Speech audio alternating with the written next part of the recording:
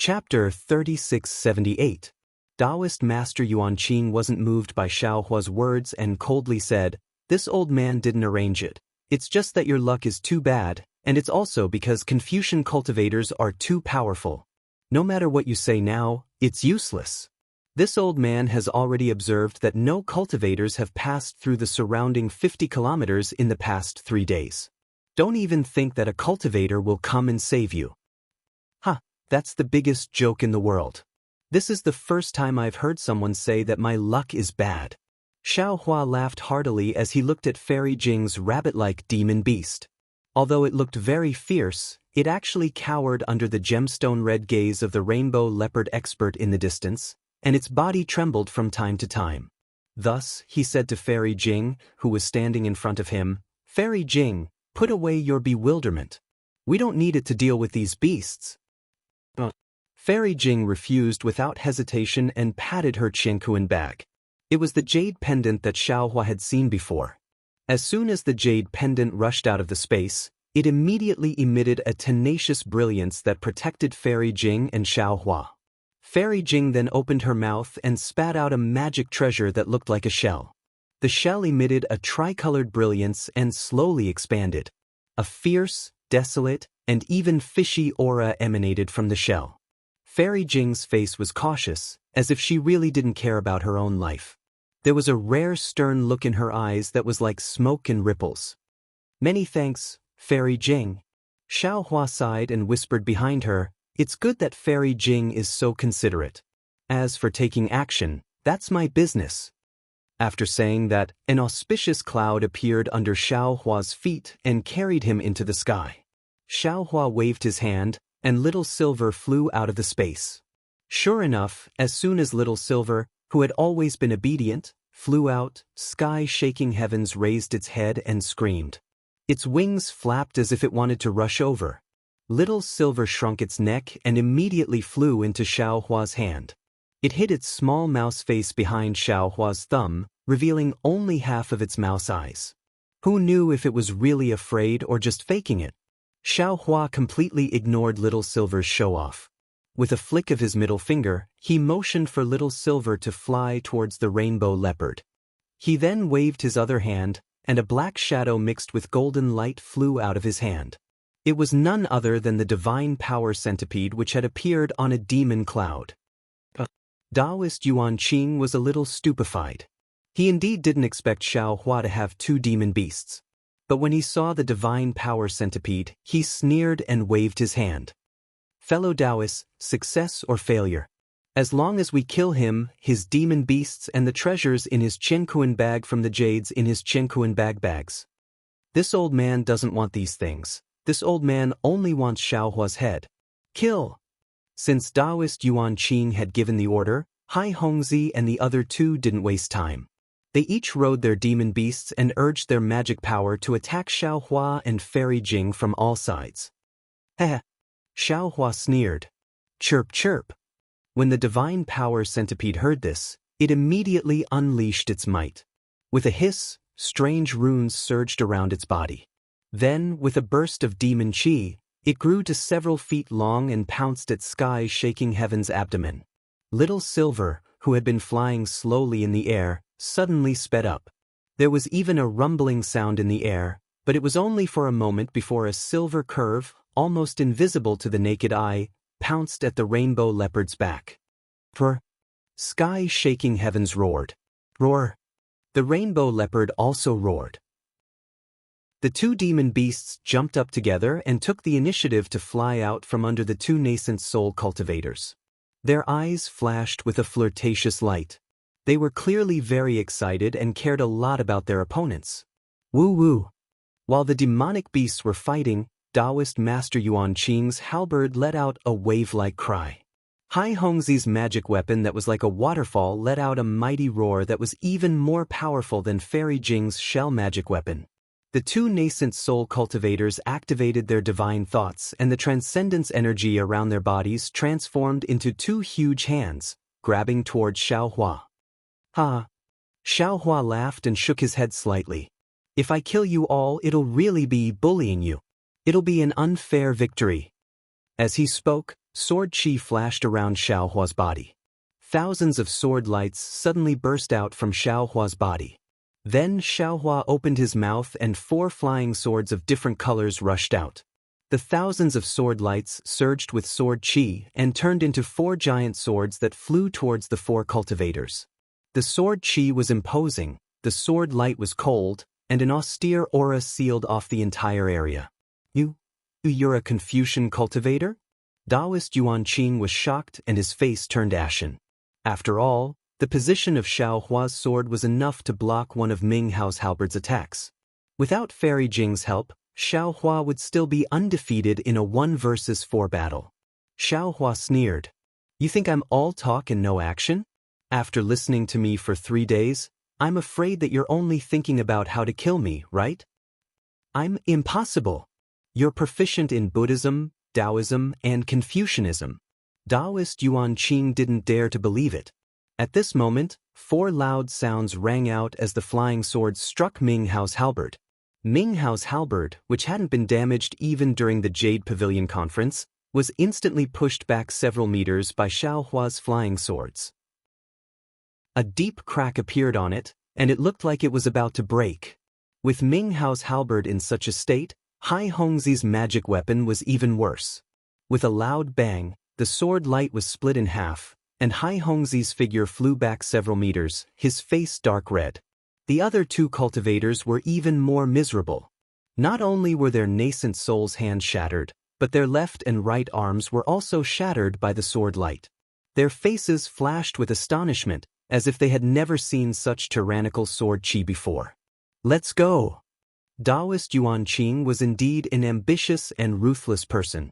Seeing that Xiaohua was unstoppable, he immediately made a decision. We don't need to tangle with him. As long as we pass the news of him attacking Star-Lord Palace's Star-Lord Well to Mount Yaotai, Senior Kong Hongwu will naturally personally take his dog head. Oh! At this moment, the arrogant rainbow leopard let out a miserable roar, leaving behind its last sound in this world. Then its body fell from the sky. That cute little silver swung its body and carefully used its little paws to wash its face in the air. It was unknown whether it was because of mysophobia or because it was shy. Hiss! The thin and small cultivator sucked in a breath of cold air. He didn't know that he was even more shocked that his arm was injured by Xiaohua, but before he could urge his body to fly back, an extremely heavy hissing sound came from afar. The demonic cloud in the sky suddenly flourished, and then a bloody light suddenly appeared. The sky-shaking heavens was actually split in half from head to toe by a black light. Taoist Yuanqing was scared silly. He had really calculated for a long time and thought of many possibilities, but he still neglected to consider that Xiaohua actually had the cultivation of a Confucian cultivator. Even if his dantian was shattered and his nascent soul was destroyed, he still couldn't be Xiaohua's opponent.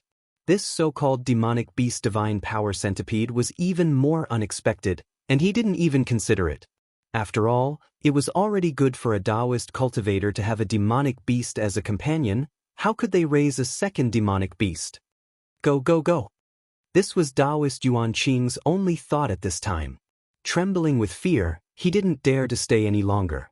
Unfortunately, this simple thought couldn't be realized now. Just when the 4 nascent soul cultivators wanted to urge their magic power to escape, they suddenly felt an incomparably powerful force confining them.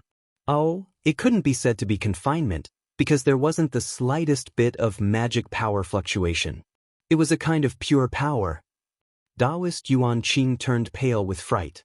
He hurriedly rubbed his hands, and several rays of light suddenly appeared in the void.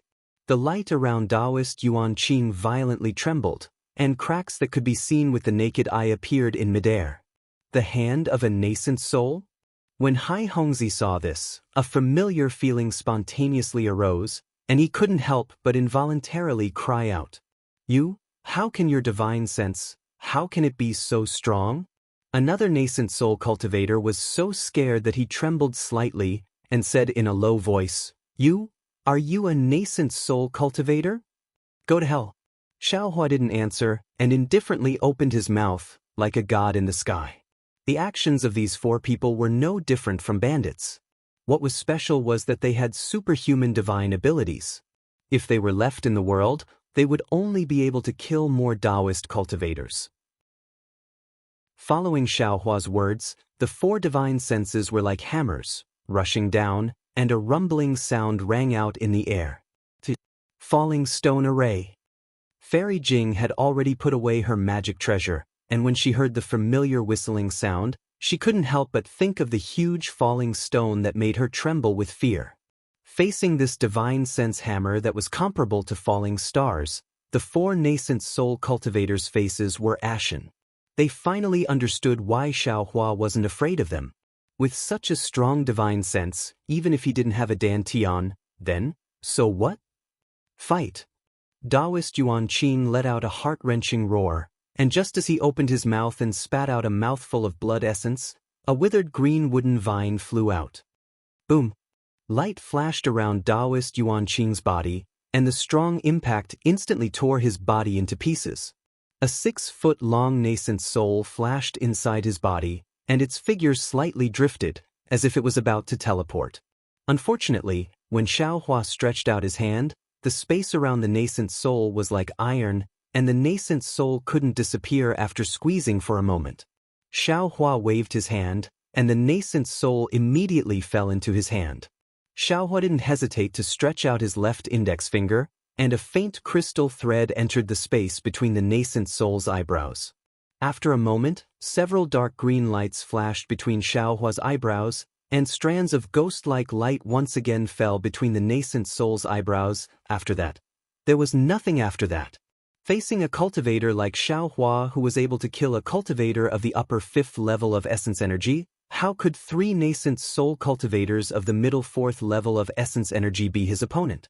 The bodies of the 3 cultivators were shattered by the divine sense hammer, and after Xiaohua searched their souls, the 3 nascent souls were stored in the mountain river seal.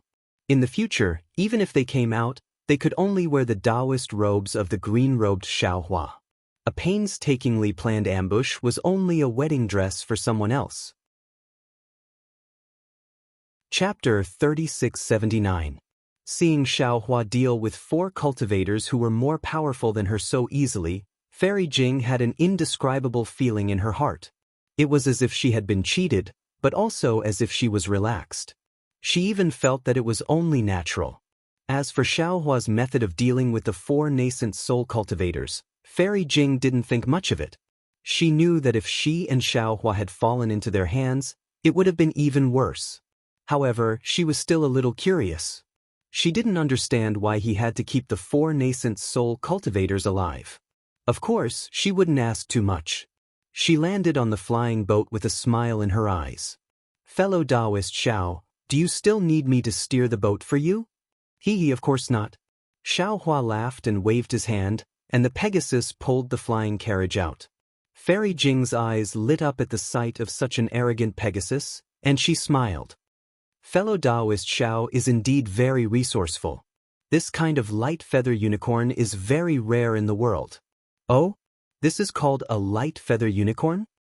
Xiaohua raised his eyebrows. I thought it was a Pegasus. Although Pegasuses also have light feathers, they don't have a horn. Fairy Jing landed on the flying carriage with a smile. Moreover, Pegasuses are most particular about the purity of their bloodline. The Immortal Palace would never let their Pegasuses. At this point, Fairy Jing stopped talking. She looked at the light feather heavenly horse with some envy and said, "Actually, it's this kind of demonic beast with an impure bloodline that has the potential to develop. It can have unexpected abilities." Xiaohua also landed on the flying carriage. He patted the Pegasus with his hand and put little silver on its back. He put away the divine power centipede and said, "I didn't expect Fairy Jing to know so much about demon beasts." Fairy Jing pursed her lips and smiled. "Didn't I tell you before? I established my country by the sea, and there are often demons of the 1,000 demons sacred realm who come to trade. It would be strange if I didn't know about this." That's right. Hearing this, Xiaohua seemed to have thought of something. He extended his hand and said, "Fairy Jing, if possible, please give your magic treasure to me. I'll find some time to refine it for you. If it has the power of a spirit treasure, Consider it my apology for deceiving you. When Fairy Jing heard this, her face turned red, and her eyes flickered. She bit her lips and said in a low voice, "Fellow Taoist Xiao, I appreciate your kindness. It's just that my magic treasure is different from others. I can only refine it myself, and no one else can help me."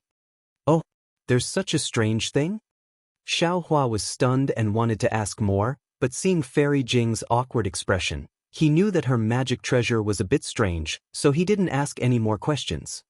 He scratched his head and said, "This is troublesome. This Xiao has to do something to feel at ease." Fairy Jing pursed her lips and said, "If fellow Taoist Xiao has the heart, just like what you said a few days ago, explaining cultivation to me again, I would be very grateful."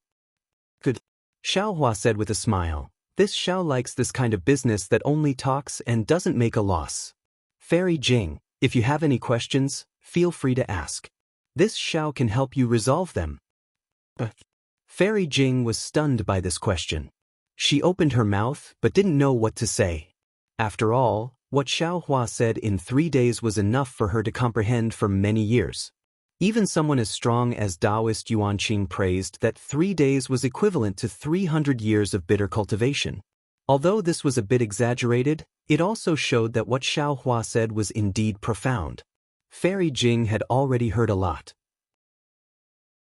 If she couldn't comprehend it herself, what was the point of asking more? "All right." Xiao Hua blinked and said, "Then let's chat casually. There's no need to worry about any cultivation method."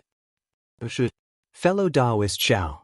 Seeing that Xiao Hua didn't pursue the matter, Fairy Jing's eyes flashed with a strange light. She said, "I have a little secret that I don't want others to know." "It doesn't matter." Xiao Hua waved his hand. "It's nothing. Every cultivator has their own privacy. I won't let you know about my privacy. My privacy is also nothing." Fairy Jing thought for a moment and asked in a low voice, "I wonder what fellow Taoist thinks about the monsters of the Thousand Monsters Sacred Realm?" "Monsters?" Xiao Hua was stunned. He thought for a moment and smiled. "Monsters are monsters and humans are humans. Monsters don't seem to be lower than humans and humans aren't nobler than monsters. That's all." "That's right. Fellow Taoist is right." Fairy Jing bit her pale lips and nodded. "It's something that can't be compared. Why force yourself to compare? That day, I saw you make a deal with Immortal of the Thousand Monsters Sacred Realm. Although other people have something to ask of monsters, there was disdain on their faces when they made the deal. On the other hand, fellow Taoist Zhao's smile was so sincere that I rarely saw it. So, I really feel that, in the eyes of fellow Taoist, monsters and humans are equal." "Fairy Jing, you're making me embarrassed." Xiao Hua scratched his head. "But we both have our own needs. I've never thought of such a high level." Speaking of this, Xiao Hua blinked. He seemed to have thought of something and a strange light appeared in his eyes. "Sure enough," Fairy Jing blushed and said shyly, "fellow Taoist Xiao must have already guessed that my bloodline isn't pure. I have monster blood flowing in my veins." "Is that so?" Xiao Hua smiled. "What's so strange about that? Do you think I'm a Confucian Taoist?" Hee hee. Seeing that Xiao Hua acted as if he hadn't heard her, Fairy Jing relaxed and said, "That heart shell is a magic treasure that I was born with. The secrets inside can only be discovered by me. Others can't help me. That's good." Xiao Hua nodded. "If possible, could you let me take a closer look at that heart shell?" When Fairy Jing heard this, a trace of shyness appeared on her face. Seeing this, Xiao Hua hurriedly waved his hand. Forget it. Just pretend I didn't say anything." "Fellow Taoist Xiao, please wait a moment." Seeing Xiao Hua waving his hand, Fairy Jing was a bit worried. She hurriedly opened her mouth, and a 3-colored brilliance rushed out from her mouth. The fist-sized heart shell flew out and landed on Fairy Jing's hand. Fairy Jing handed the heart shell to Xiao Hua without hesitation and lowered her head. "Fellow Taoist Xiao, please take a look." Looking at how Fairy Jing's ears were burning and how she didn't dare to look him in the eye, how could Xiao Hua not know that he was being rude? However, although he did not take the heart shell, he still looked at it carefully. He saw that this heart shell was like a real shell, with lines engraved on it. Between the lines, there were extremely small runes buried within. The runes were a little strange, but Xiaohua found them familiar. Weren't they the runes on the bones of the two demonic beasts from before? However, Xiaohua's gaze was fixed on the three-colored light of the heart shell, as he was familiar with these three colors. Taoist magic treasures and spells were mostly bright, and three-colored lights were not uncommon. However, the three colors of Fairy Jing's heart shell were different from the other three colors. They were bright and lively, just like a person's eyes. These three colors were very similar to the seven-colored conch's brilliance Xiaohua obtained in the Sui-He seabed formation. Moreover, Xiaohua saw that these three colors were three of the seven colors of the conch, and they were very similar to the size of the light. Thump thump. Just as Xiaohua was concentrating on examining the heart shell suddenly trembled like a human's ear. Xiaohua's eyelashes also moved along with the trembling. He no longer dared to look closely and hurriedly withdrew his gaze. He smiled and said, "Fairy, this heart shell is really beautiful." Fairy Jing responded in a low voice and quickly withdrew her hand. The heart shell strangely disappeared, and even Xiaohua didn't see how she put it away. After a while, Fairy Jing's expression returned to normal, and she said in a low voice, "Didn't fellow Taoist Xiao ask me how to use the Renjing from Yaotai Mountain? Actually, I want to use it on this heart shell." "Oh, I understand." Xiaohua rolled his eyes and asked, "Then, is it true that the older it is, the more useful it is for Fairy Jing?" "Of course." Fairy Jing answered without hesitation. "Ah." Fairy Jing immediately cried out in alarm because Xiaohua waved his hand and a dazzling golden Renjing immediately appeared in front of her eyes. Xiaohua said very calmly, "I have occasionally obtained Renjing in the past, but I didn't know what it was, so I kept it. Only today at the Jade Pavilion gathering did I know the origin of this item. I'm afraid I won't be able to use it. How about exchanging it for Fairy Jing's Renjing?" But Fairy Jing smiled like a flower and didn't act polite with Xiaohua. She took Xiaohua's Renjing and gave her Renjing to Xiaohua, which was not only pitifully small, but also had a very different luster. She then said, "Many thanks, fellow Taoist. If I succeed in my cultivation in the future, it will be fellow Taoist's credit. Your own cultivation has nothing to do with me." Xiaohua waved his hand and said with a smile, "By the way, if fellow Taoist needs my help, feel free to tell me. My cultivation isn't high, but I have some disciples under me, and some of them can travel in the Thousand Demons' sacred realm." Fairy Jing returned the favor and asked. Xiaohua muttered to himself, and with a wave of his hand, he took out a jade eye and placed it on his forehead. After a moment, he handed it to Fairy Jing and said, "I don't know if Fairy Jing has seen this before, or if you know what it is?" Fairy Jing took the jade eye and looked at it. A look of disbelief appeared in her eyes, but after a moment she murmured, "That's not possible. That's not possible." Xiaohua's heart moved, and he stared at Fairy Jing, waiting for her reply. Unexpectedly, Fairy Jing raised her head and said, "This thing? I haven't seen or heard of it before. However, I'll help fellow Taoist look for it. If I have any news, I'll send a message to Senior Taoist and ask Senior Taoist to pass it on to fellow Taoist." "But," Xiaohua said with a smile, "I'll have to trouble Fairy Jing. However, if Fairy Jing has any news, it's better to directly send it to me. There's no need to let Zhang Taoist know." Chapter 3680. When Fairy Jing heard this, she didn't say anything. She hesitated for a moment before asking in a low voice, "Fellow Taoist Xiao, I have a secret. I want to ask.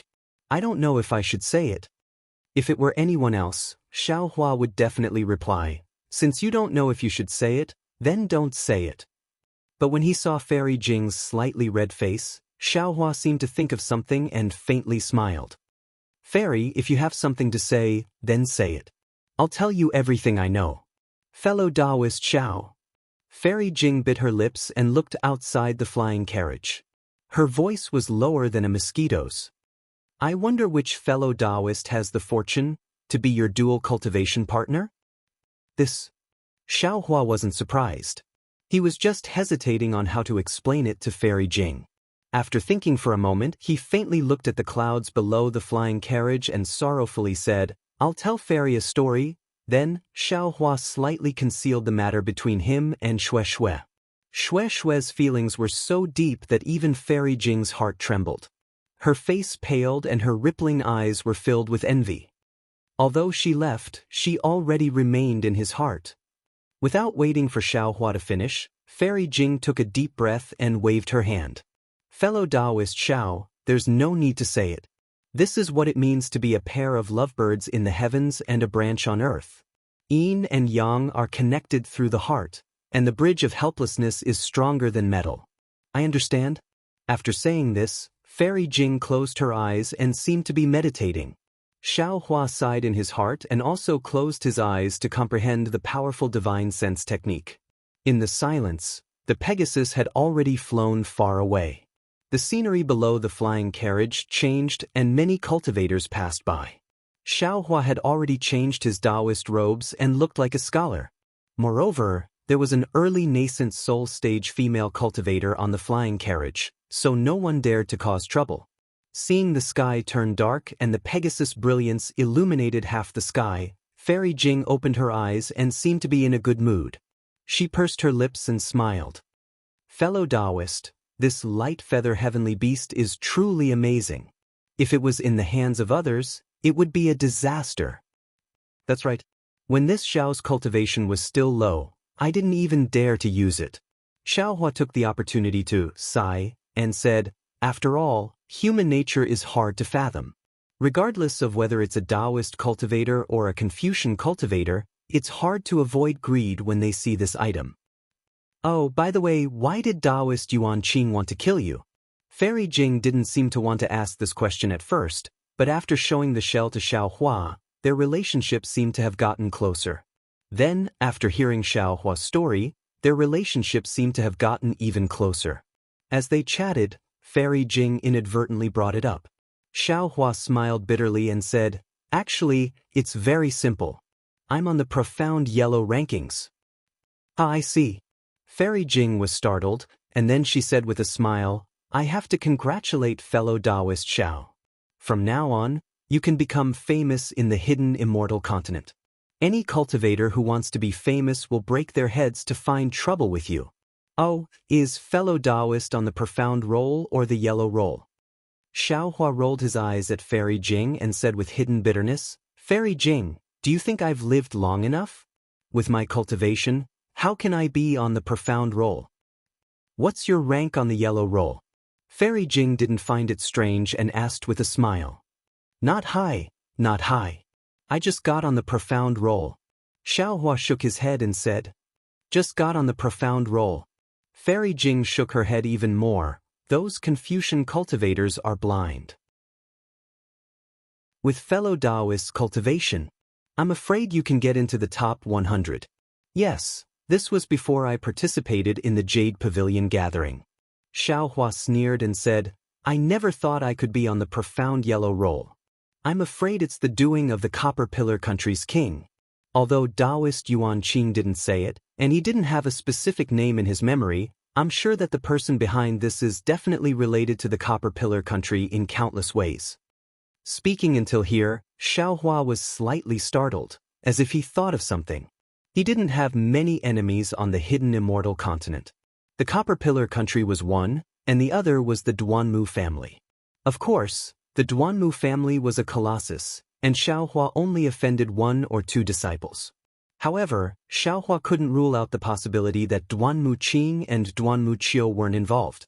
Moreover, Xiaohua didn't know about the profound yellow roll before.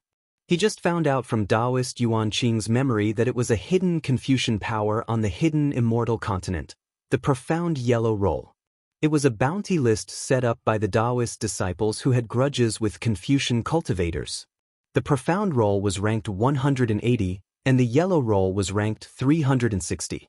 The difference between the profound roll and the yellow roll was in strength. The yellow roll was generally below the 5th grade, while the profound roll was for old monsters above the 5th grade. As for the profound roll and yellow roll's ranking, it was based on the bounty and had nothing to do with one's cultivation. Of course, it was only average. Those with higher cultivation would naturally have higher bounties. Taoist Yuan Qing's memory didn't have the details of the profound yellow roll, and Xiaohua only knew that he just got on the yellow roll. However, Xiaohua couldn't ask Fairy Jing anything. After sneering, he said, "When I return to the Black Wind Ridge and destroy the Copper Pillar Nation, my ranking will probably rise." Hee. Fairy Jing pursed her lips and laughed. If fellow Taoist Xiao destroys the Copper Pillar Nation, wouldn't the bounty be gone? Then how can fellow Taoists still be on the roll? That's true.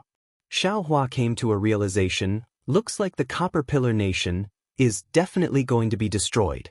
Fairy Jing was a little puzzled and asked curiously, "Since fellow Taoist Xiao has such a deep grudge with the Copper Pillar Nation, why don't you just return to the Black Wind Ridge? With fellow Taoists' current cultivation, not to mention relying on Xiong Yi and the others, you should be able to restore the country by yourself, right?" It's very simple. Xiaohua had previously concealed something from Fairy Jing, but now he thought for a moment and said, "I'm not helping Jiang country alone. There's another person inside, and that's Xiao Jian. He is also the former king of the single Yang country that Xiao Jun and Jiji spoke of." As he spoke, Xiaohua briefly recounted the whole story of the matter, and then he sighed and said, "This Xiao has always felt that Xiao Jun was an ungrateful and shameless person. But all the way until now, this Xiao feels that. I seem to have been deceived by Xiao Jian. The heartless one should be Xiao Jian, and the loyal one should be Xiao Jun. For the truth of the matter, I have no choice but to go to the single Liang country and see for myself. Furthermore, the princess of Jiang country is a pitiful person, and she is also Yuanya. The only thing in my heart, I can't help but be cautious. I can't let Xiao Jian ruin the establishment of Jiang country." There's such a strange thing? Xiaohua's story was not short, and Fairy Jing listened with relish. At this moment, she was rather envious. I really didn't think that there would be such a romantic encounter in this world. Furthermore, fellow Taoist Xiao is indeed a man of his word. For the sake of the previous promise, for the sake of the Imperial Master's fortune, he actually participated in the Jade Pavilion meeting with such a profound cultivation. I truly admire him. Speaking up to here, Fairy Jing comforted Xiaohua. Actually, fellow Taoist Xiao doesn't need to blame yourself. Although your cultivation far surpasses ours, you don't have the experience of establishing a country. It's normal for you to be deceived. Since fellow Taoist has the heart to investigate, you definitely know who Xiao Jian is. Of course, I feel that Xiao Jian was like this in the past, but after such a huge change, there might be some changes. Fellow Taoist doesn't need to be too worried. Sigh, that might not be the case.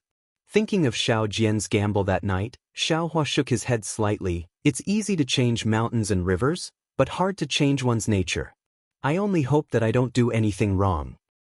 What can a small first-grade cultivator do? Fairy Jing said coldly. He can't even be a pinky in front of Xiongyi. Fellow Taoist Xiao can rest assured. And this is also one of the reasons why I accepted Xiongyi as my disciple. Xiaohua said with a smile. Sigh. At this moment, Fairy Jing suddenly felt a bit melancholy. I actually want to see Yuanya and Diawu. I want to know what happened to them in the end. What's so hard about wanting to see them? Xiaohua didn't understand. When Fairy Jing follows me to the single Liang kingdom, we can return together. However, it won't be easy to see what happened in the end. Diawu seems to have some secrets and didn't admit to what happened when she was young. Who knows what happened in the end? It's actually very simple. Fairy Jing smiled faintly. Just like Yuanya, as long as he finds Diawu, he can stay by her side. But how would he know? His Diawu isn't called Diawu. His Diawu is a princess. His Diawu carries a heavy burden on her shoulders. We can't let him do as he wishes. Fairy Jing is right. However, isn't this too different from Fairy Jing going to the Black Wind Ridge? Xiaohua said with a bitter smile. Oh, fellow Taoist Xiao, I will follow you to the single Liang kingdom. After that, I would like to ask fellow Taoist to accompany me to a place. I wonder if it's convenient for fellow Taoist? Fairy Jing didn't answer Xiaohua's question. Instead, she changed the topic. Xiao Hua nodded without hesitation. Of course. Moreover, I have an agreement with the single Liang Kingdom's Shui Ping to go to a secret place with him. If Fairy Jing is willing, we can go together. Perhaps there will be some opportunities. As for whether I will go or not, let's wait until we reach that place. A strange smile appeared on Fairy Jing's face, causing Xiao Hua to frown. All right. Xiao Hua couldn't force anything and nodded in agreement. Oh, fellow Taoist Xiao, do you know who's first on the profound ranking? Fairy Jing clearly didn't want Xiao Hua to think too much and asked with a smile. Xiao Hua smiled. Of course I know. Isn't it the Grand Mist Ancestor who just escaped recently? Fellow Taoist, do you know the interesting story of the Grand Mist Ancestor before he wreaked havoc in the Immortal Palace 20,000 years ago? Fairy Jing's lips curled up into a crescent moon as she asked Xiao Hua with a smile. Xiao Hua's eyes were like stars. He also smiled and said, what happened 20,000 years ago has already turned into dust, not to mention that it was done intentionally by Confucian cultivators and Buddhist sections. This Xiao naturally didn't know. How did Fairy Jing know? Chapter 3681. I naturally heard it from a senior who has a relationship with me, and it's true. If fellow Taoist wants to hear it, I can break it down for fellow Taoist. Good. Xiao Hua clapped his hands and said, this Xiao likes to listen to other people's stories the most. Fairy, quickly tell me. But, how improper. Fairy Jing's face was slightly red. After lightly spitting at Xiao Hua, she lightly opened her red lips and spoke tirelessly. At this moment, the stars were shining, the crescent moon was like a hook, the distant mountains were faintly discernible, and the clouds were fluttering near the water. The sound of wind whistling entered his ears, the sound of pine trees rustling in his heart, and the fairy was softly telling stories of the past. In the night, Xiao Hua was clearly somewhat intoxicated. In the past, Xiao Hua didn't feel that the hidden immortal continent was very big, especially since each small country was only a few hundred to 1,000 li. It was much smaller than a city in the Dawn Rain continent. However, after coming to the Yaotai Mountain to participate in the Yaotai conference, he realized that he was still wrong. Although the countries of the hidden immortal continent were small, there were many countries, and the entire continent might not be small. And under Fairy Jing's guidance, this time, he flew to the single Liang country. Even with the speed of a Pegasus, it actually took him half a month to fly. This made Xiao Hua understand that the hidden immortal continent was also a huge monster, far from what he had thought before. Fellow Taoist Xiao. Seeing the scenery in front of them change, the mountains began to gradually lower, the water began to surge, and small streams separated from the big river, turning the fertile land on the ground into pieces. Fairy Jing stood up and said, 300 li ahead should be the border of the single Liang country. Fairy Jing's divine sense can actually see 300 li ahead? Xiao Hua stood up and said with a smile, seems like you also have a cultivation secret technique. You know all of my remaining secrets. Fairy Jing said with a smile, it's not a secret technique, just a kind of talent. Xiao Hua rubbed his nose and smiled bitterly. This Xiao has racked his brains to find secret techniques and treasures, but I can't compare to you. You're already so powerful from the start. Tisse. Fairy Jing curled her lips even more. Don't talk about cultivation. You're someone who has a chance to be on the Xian ranking. How can an ordinary person like me compare to you? Xiao Hua smiled faintly and looked up. He saw that below him was a water village with little lakes all over. Paddy fields were either in the wilderness or on the hillside. Occasionally, there were terraced fields that Xiao Hua was familiar with. It was as if ripples were spreading all over the foothills. In the mountains and on the terraced fields, there were villagers working. Under the shade of the trees, by the river, there were laughing children. In the ravines and on the lakes, there were small boats either casting nets or drifting. It was a picture of a land of plenty. There were also melodious songs that sounded like the cries of orioles coming from the boat from time to time. While they spread across the land, there was also a sonorous voice that sounded like a lion's roar coming from the shore. It resonated with the woman's voice, adding a bit of vitality to the beautiful scenery. Not bad. Fairy Jing was in the air and couldn't help but praise. Let's not talk about the monarch of the Chanyang country. Just the simple customs of the people and their rich lives are enough to make this concubine have a whole new level of respect for Xiao Jun. Xiaohua smiled and said, moreover, this place is so far away from the Yaotai mountain. As the monarch of a country, Xiao Jun is actually so far away from the capital. He's not afraid of chaos in the country. It's commendable that the monarch can do this. Do you still want to look deeper? Fairy Jing asked with a smile. There shouldn't be any need. Xiaohua nodded slightly, but since we're here and the scenery is so beautiful, why not stop for half a day? Good. Fairy Jing was also happy. She pointed at the Pegasus and flying chariot and said with a smile, since that's the case, why don't fellow Taoist put away the Pegasus and flying chariot? We'll go in disguise. As you wish. Xiaohua laughed loudly. This was a good show that he was good at.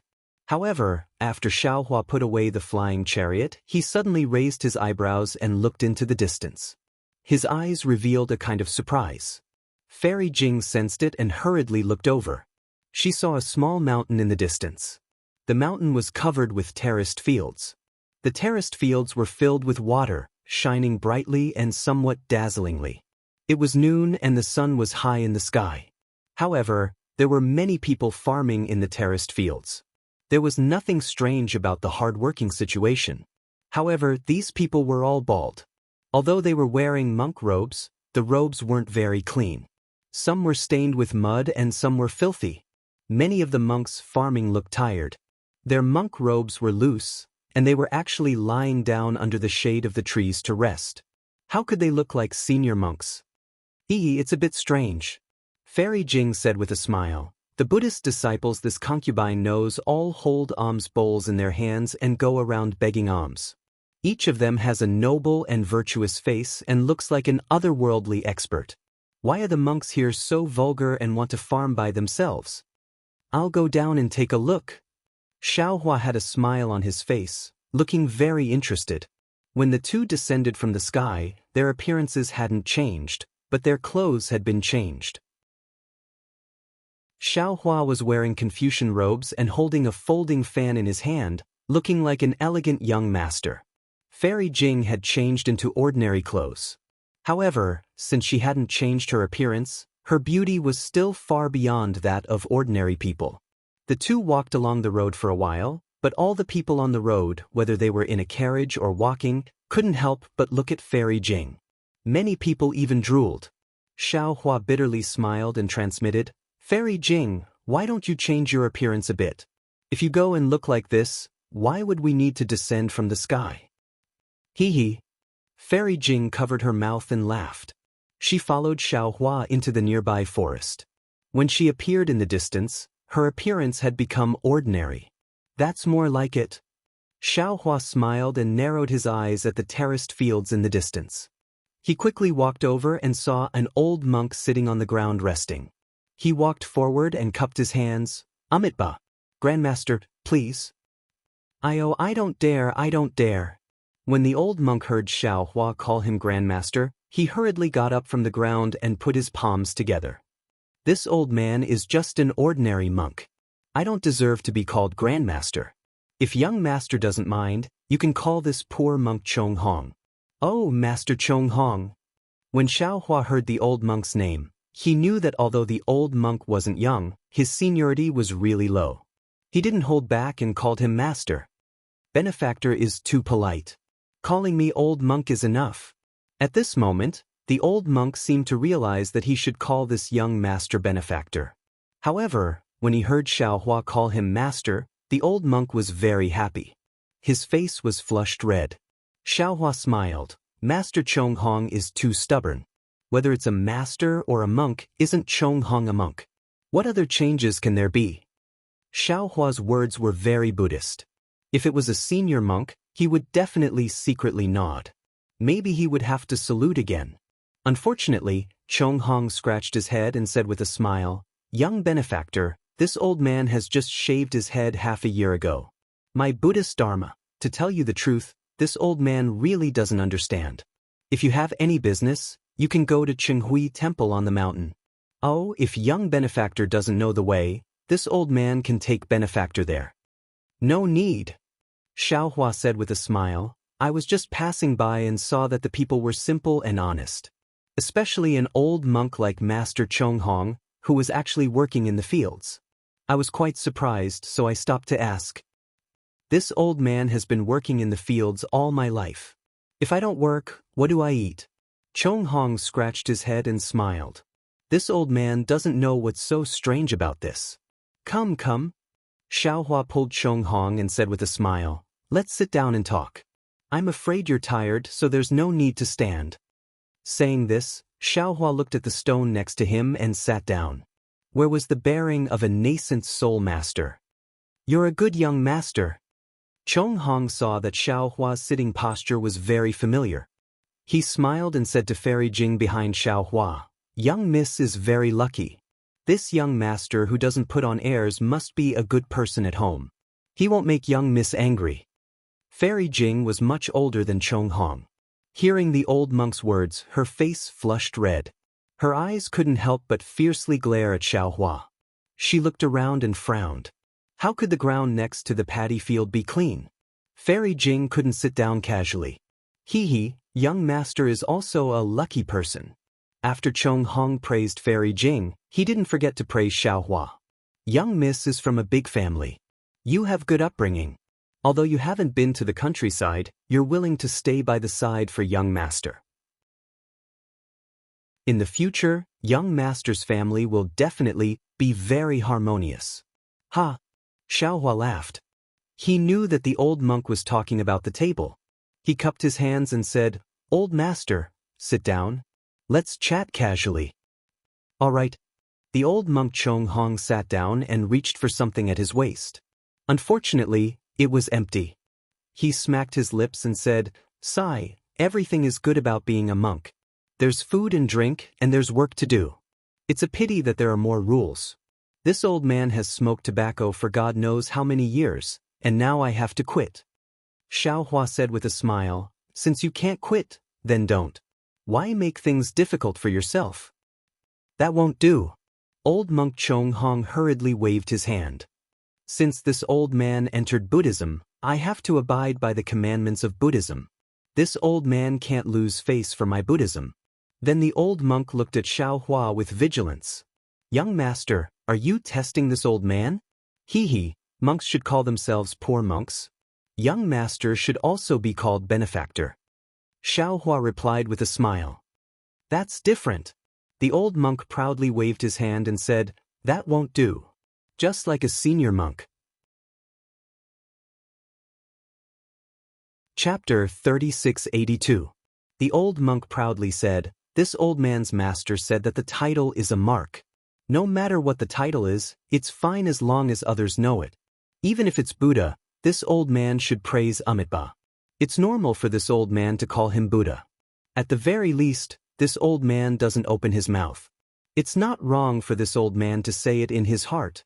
But the precepts of Buddhism are that this old monk is fundamentally different from the old farmer.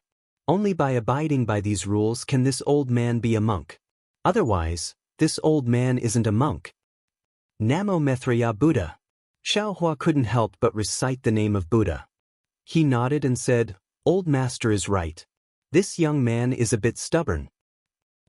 The old monk naturally couldn't hear the difference, but Fairy Jing was a bit stunned.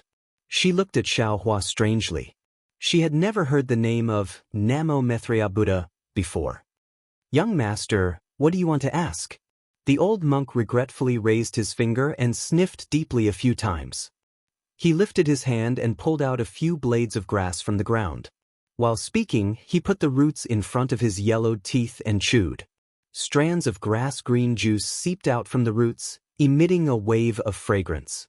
Xiaohua looked at the old monk's somewhat familiar actions and said with a smile, This young man has been to many places and seen many monks.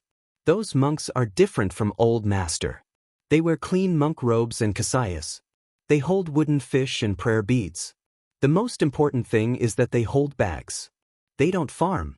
They beg alms every day and ask people to give them alms. So when I saw Old Master, this young man felt very strange. Could it be that the monks of Dan Liang are different from other places? The old monk scratched his head and said with a bitter smile, "Young master, you've stumped this old man." In the past, this old man had never seen any monks. Later, Qinghui Temple appeared in Centipede Ridge, and then there were monks in Qinghui Temple. Since the day this old man saw monks, monks have to farm. This old man has never seen a monk who doesn't work. This old man can't answer you. Xiaohua thought for a moment and said with a smile, "Master Chonghong, it's fine if you don't know. In a while, this young man will pay a visit to Qinghui Temple's abbot and ask. Then can Master tell this young man why you didn't live a good life and insist on becoming a monk? Why are we having such peaceful days?" The old monk Chonghong blinked his eyes, looked at Xiaohua and said, "Little Gongzi, which eyes of yours saw that this old man was living a good life before? What's wrong with me becoming a monk?" Xiaohua didn't know whether to laugh or cry. "It's still my fault. I've always felt that monks who leave home in the temple are all lonely lamps and shadows. It's very boring. Chanting sutras every day is tiring, and there are so many rules and precepts. How can it compare to being outside the temple? That's what the young master and young lady think." The old monk Chonghong said with a smile, "Young master has a wife to warm his bed. Naturally, he doesn't need to become a monk. But I'm different." Fairy Jing couldn't help but blush and lower her head. She really didn't understand why Xiaohua was so interested in such a vulgar old farmer. Chonghong then explained the reason why he wanted to become a monk. The old monk's experience could be considered complicated. When he was young, he was considered a good laborer in the village.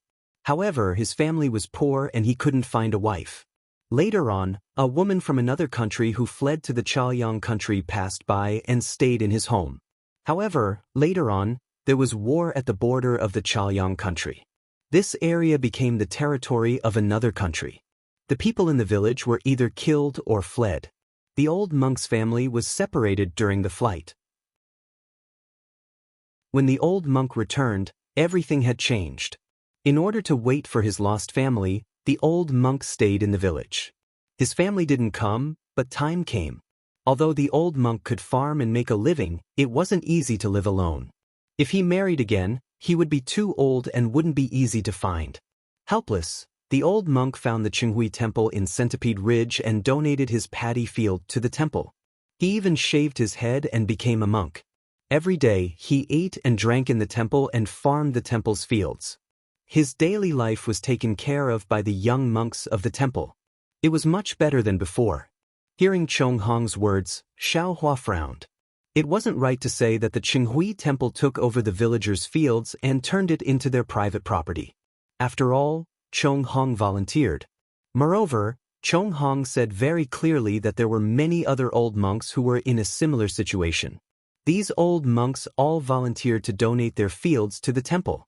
Chonghong and the other old monks were not able to grow all of these crops by themselves, but there were strong and healthy young monks in the temple. Usually, these old monks could not eat meat or fish, but they did not lack any other vegetables. They even had some silver and copper coins distributed to them. Not only that, there were monks in the Qinghui Temple urging Chonghong and the other old monks to chant sutras every day. Even if these old monks couldn't read, the monks would recite the sutras line by line and let these old monks chant along. The monks' usual homework was also necessary. Of course, the time for this homework might be much less than in ordinary temples. When Xiaohua heard the old monk Chonghong talk about Qinghui Temple, not only were there old monks like them, there were also some orphans who had been acolytes since they were young. Normally, the poor people around Centipede Ridge and those who had difficulties would come to Qinghui Temple to find a monk to solve their problems. Xiaohua couldn't help but turn to look at Fairy Jing and whisper, "The old are taken care of, the young are taught, the poor have support, the widows, lonely, and disabled are all taken care of?" Although Fairy Jing wasn't a Confucian cultivator, she was in charge of a country and had heard of this. She nodded slightly, "You're right. The state teacher of the single Liang country isn't simple." Yes, after hearing Master Chonghong's words, I have an urge to meet this Buddhist state teacher, Xiaohua said with a smile. He then asked old monk Chong Hong, "Old master, do you know Xiao Jian?" "Xiao Jian?" The old monk was stunned and shook his head slightly. "Which village is he from?" "Ha, Xiao Jian isn't a young man. He's the previous king of your single Liang country." Xiao Hua smiled and explained, "Do you know this person?" "So the person who gave birth to a son without a dick is called Xiao Jian." Chong Hong gnashed his teeth and shouted, "Of course I know this person. If this person didn't lose a cockfight, how could my village be seized by the neighboring country? If the neighboring country soldiers didn't come, how could my home be gone? So this damn son of a bitch is called Xiao Jian. He's really despicable. Damn it, I can't wait to eat his flesh and drink his blood. Namo Mithra Buddha." Xiao Hua hurriedly said, "Master, you've broken too many rules today. Be careful not to anger Buddha." Even if Buddha is angry, I'll still scold him." When the old monk Chong Hong heard this, he was furious. "My Dan Liang country used to be so good. When I was young, the whole village and the surrounding villages were very good. But because of this bastard who gave birth to a son without a dick, the villagers around Centipede Ridge were ruined. Sigh, if it wasn't for the monks of Qinghui Temple, I don't know what would happen now." "Oh." Hearing that, Xiao Hua's heart moved and he suddenly asked, "Then master, do you know who the king of Single Liang country is now?" "I don't care who it is." Chong Hong waved his hand angrily and said, "They beat me and I beat you. It has nothing to do with me. I just want to live my life." "Huh, then there haven't been any wars in the past 10 years, right?" Xiao Hua asked again. "Of course not." Chong Hong smiled and said, "With Buddha in my single Liang country, how could there be wars?" "That makes sense." Xiao Hua smiled and stood up, saying, "Master Chong Hong, do you have time to bring me to visit the abbot of Qinghui Temple?" Of course. Chong Hong hurriedly stood up and raised his right hand habitually to knock on the stone below him. Unfortunately, he knocked on empty air this time. The old monk was a little embarrassed and said with a smile, "Sigh, it's a habit of many years. It's not easy to change.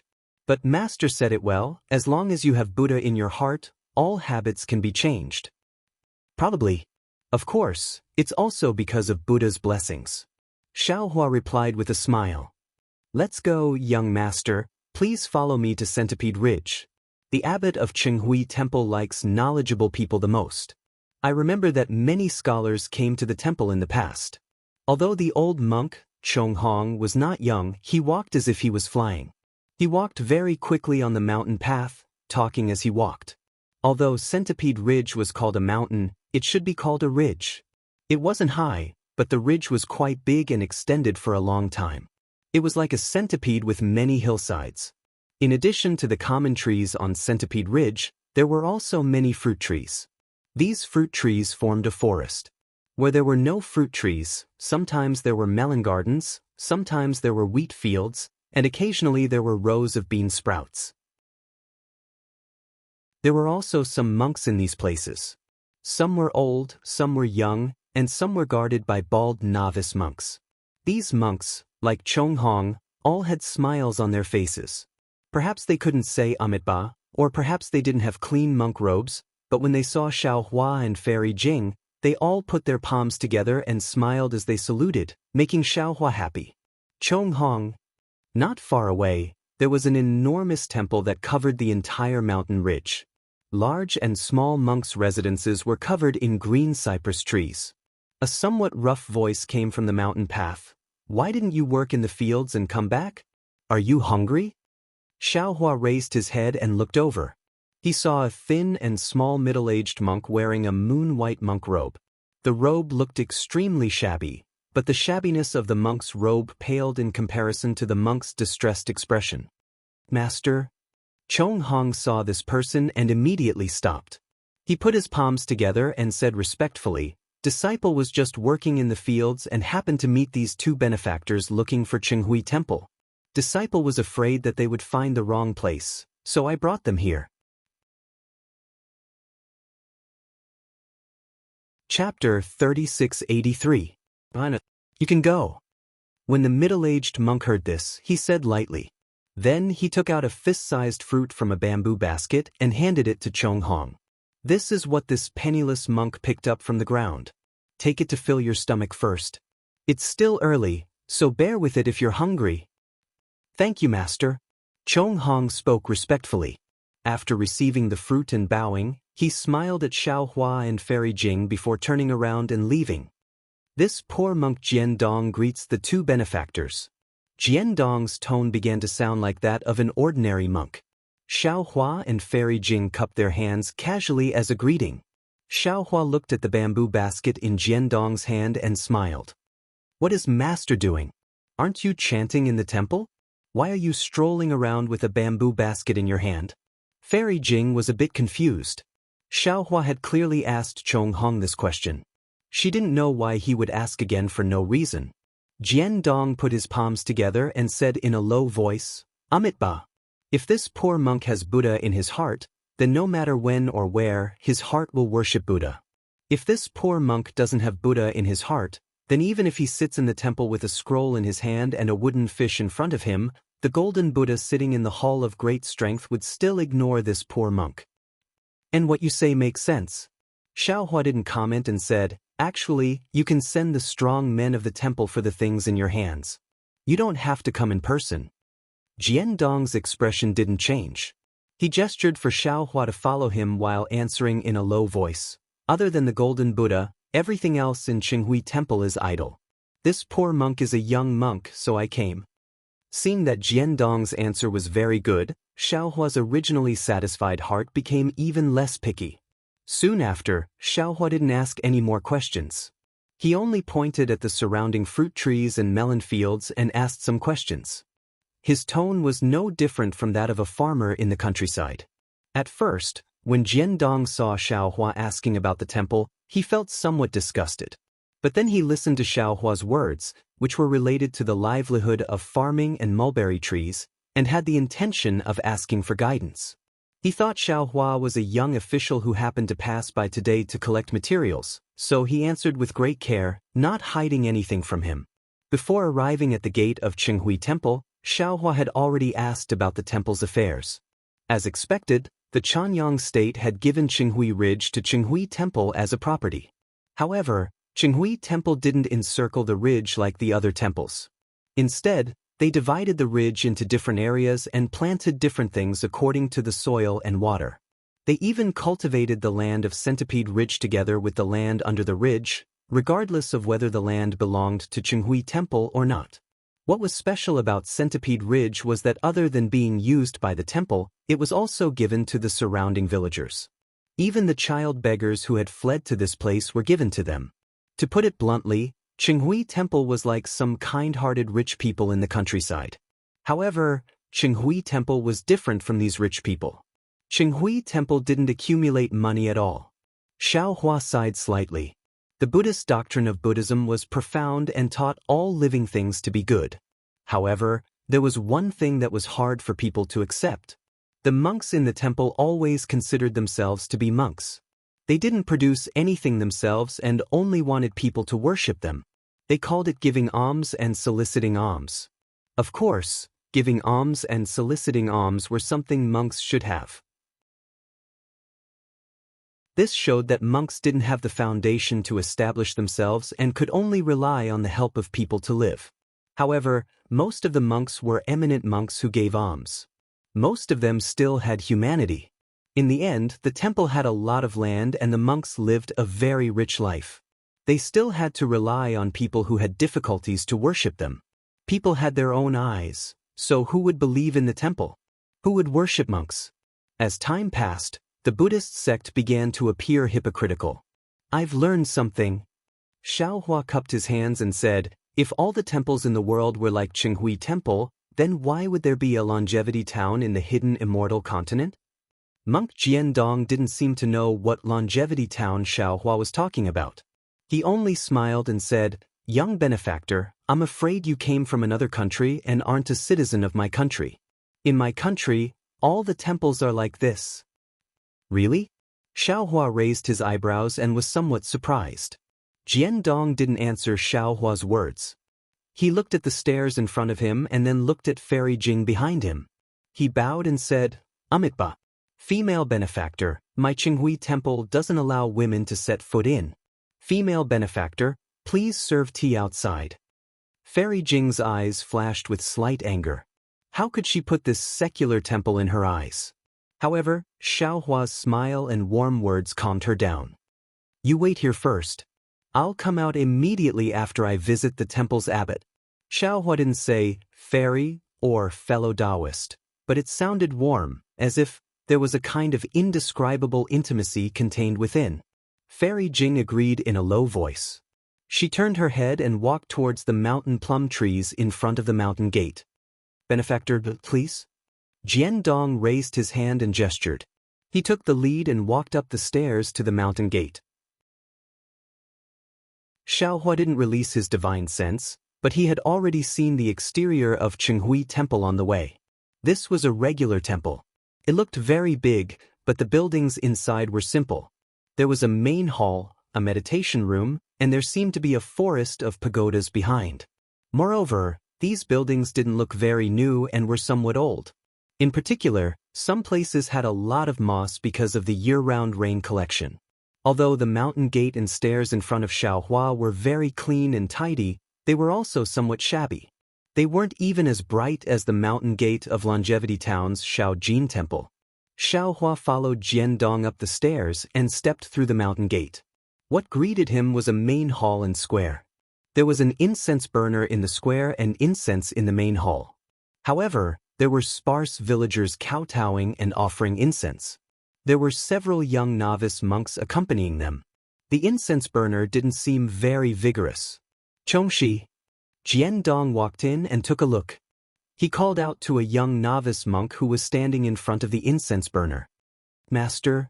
The young novice monk carefully placed the incense stick in his hand on the incense burner and hurriedly ran over. He put his palms together and bowed respectfully to Xiaohua. Greetings, benefactor.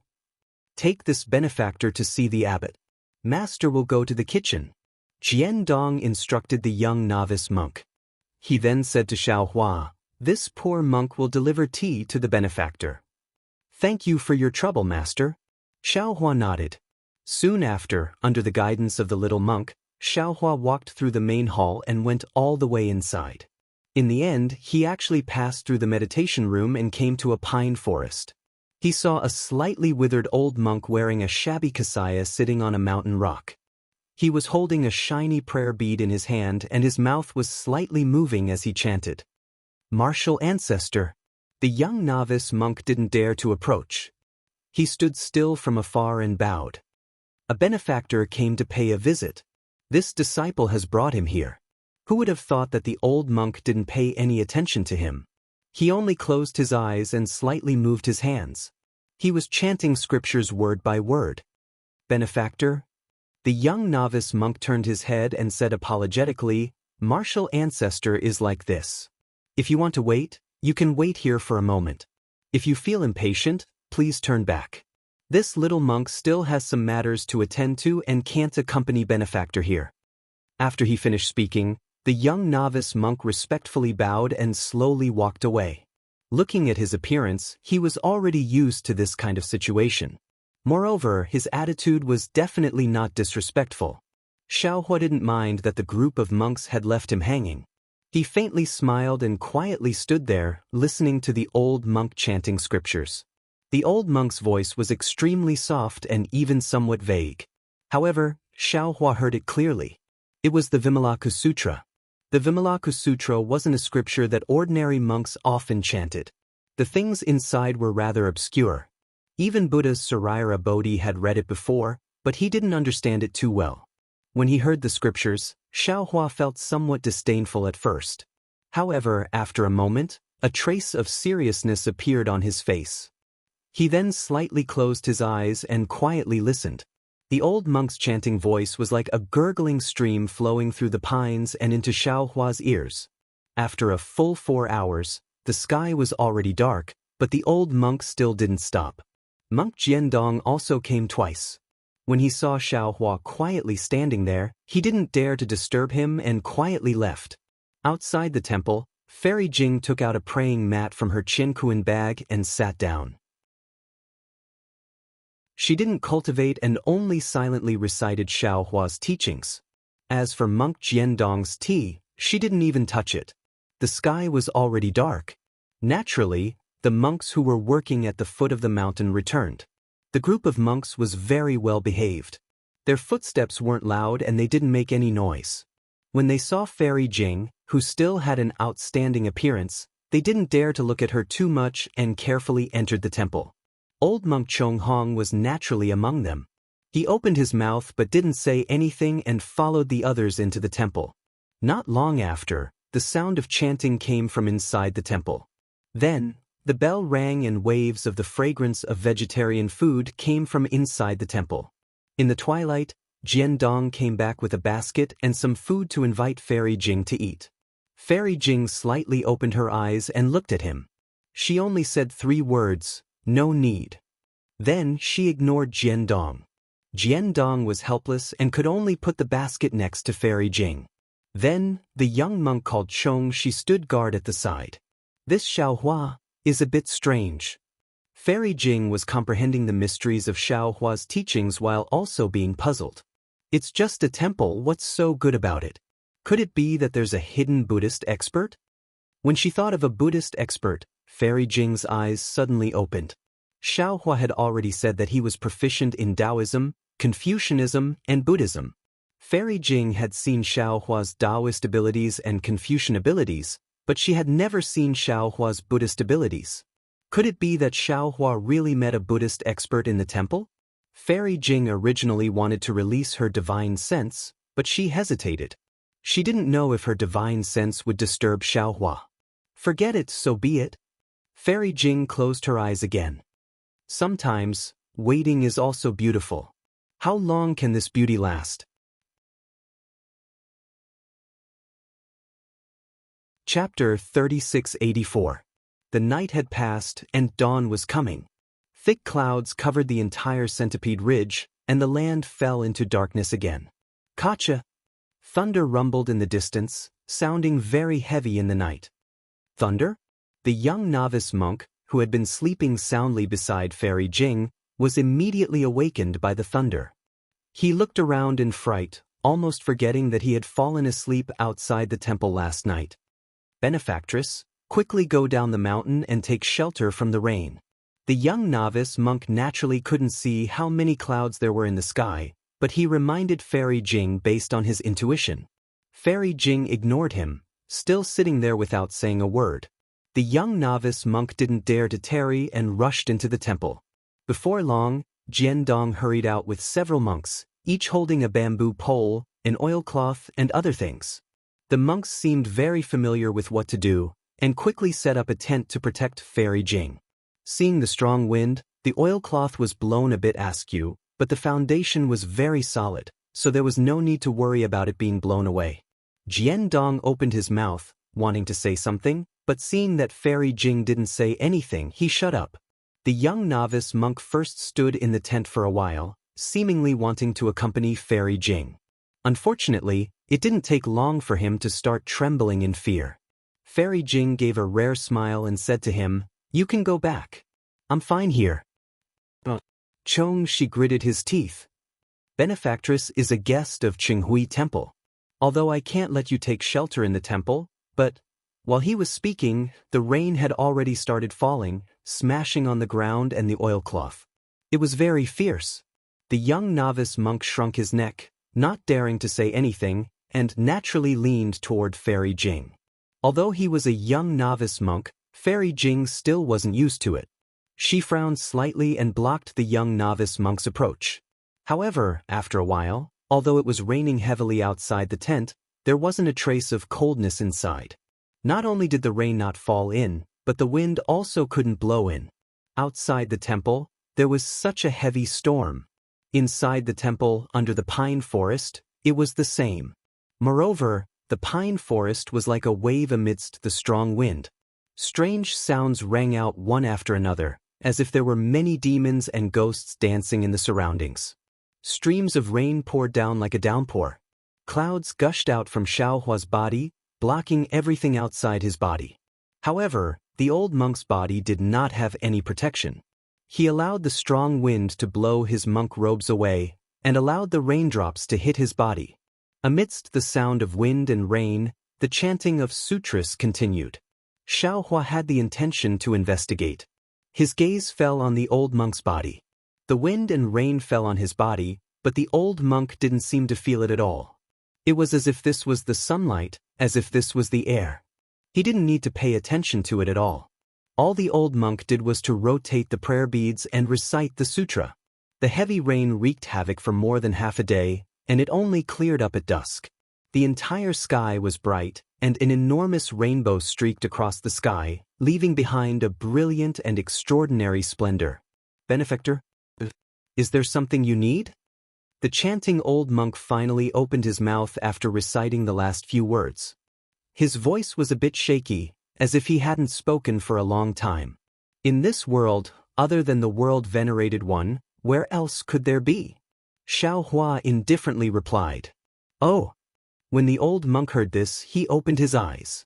His gaze was rather deep, and the wrinkles on his forehead also accumulated. Xiaohua understood. It was a common method of Buddhism. However, in the end, Xiaohua still couldn't figure out this old monk's background. Old monk, you're no fun at all.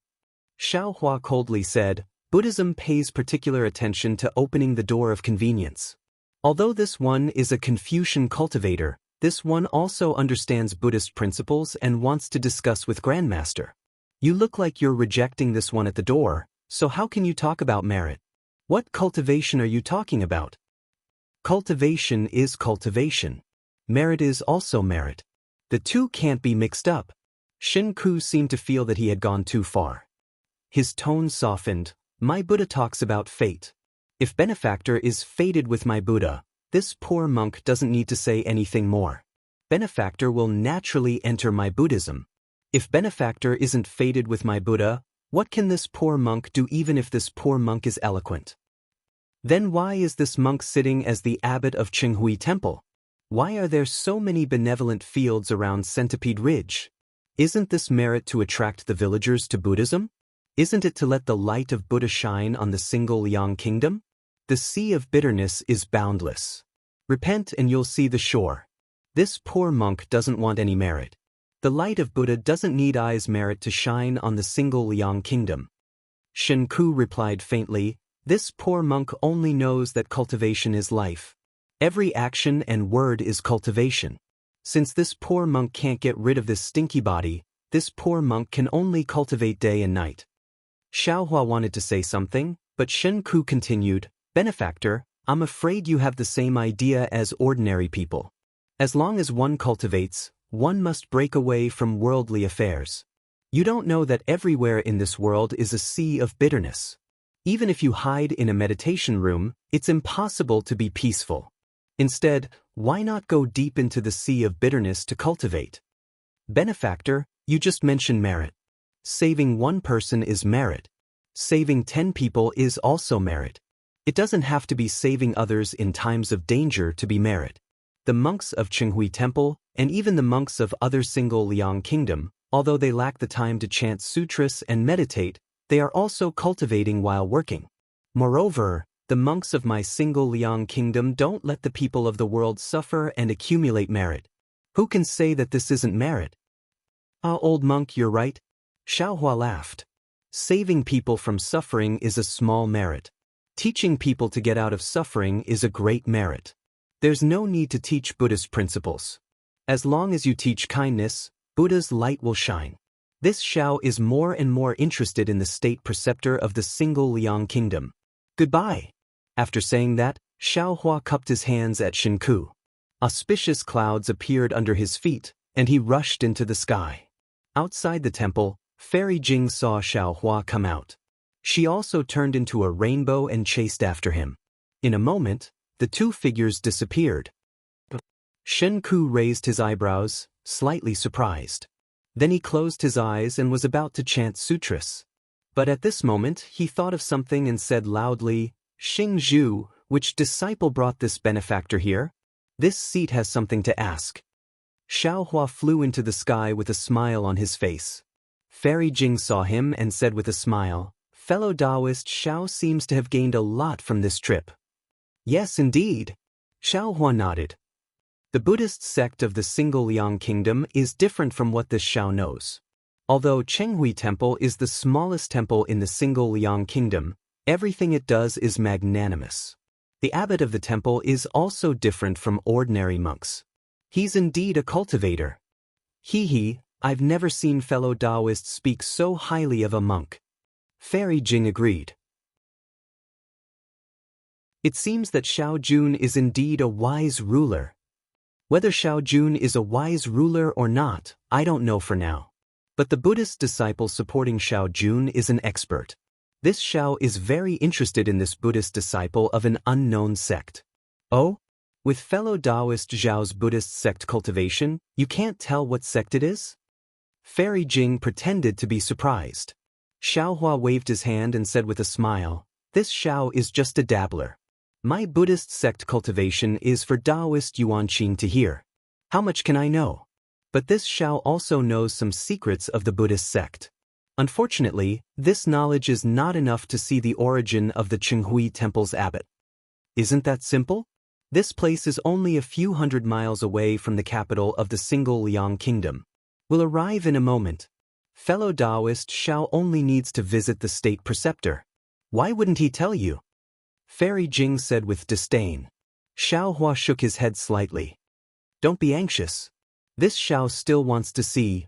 I'll listen to fellow Taoist's instructions. Fairy Jing nodded her head in a virtuous manner. She didn't feel any annoyance beside Xiaohua. She seemed to want this road to be further and further, or even to have no end. After flying for a while, they arrived at another place. Some monks were farming, but there were no mountains here. Instead, there were many lakes. An exquisite temple was built between the lakes and mountains. Xiaohua didn't hesitate to descend from the cloud. What Xiaohua didn't know was that not long after he landed, a Buddhist light flew out from the Chenghui Temple of the Taowu mountain range. It quickly flew over his head in the direction of the capital of the Single Liang Kingdom. 2 days later, Xiaohua once again flew out of the small temple with a smile on his face. Fairy Jing simply used the auspicious cloud technique to follow behind him. When they encountered another temple, Xiaohua didn't stop but directly flew past it. It seemed that he was satisfied with what he saw in the two temples.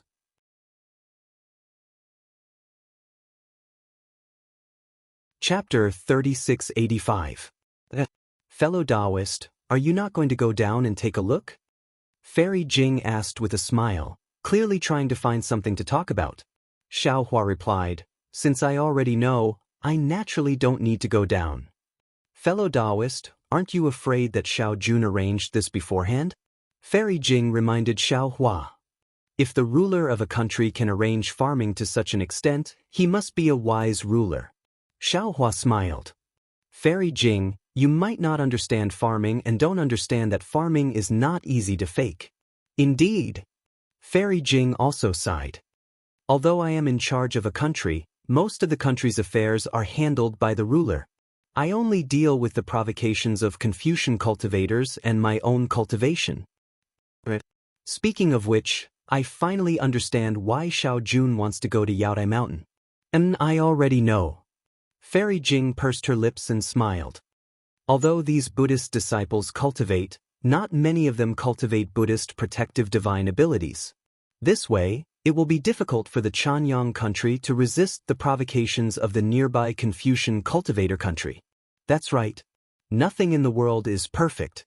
Advantages always come with disadvantages. Xiaohua sighed.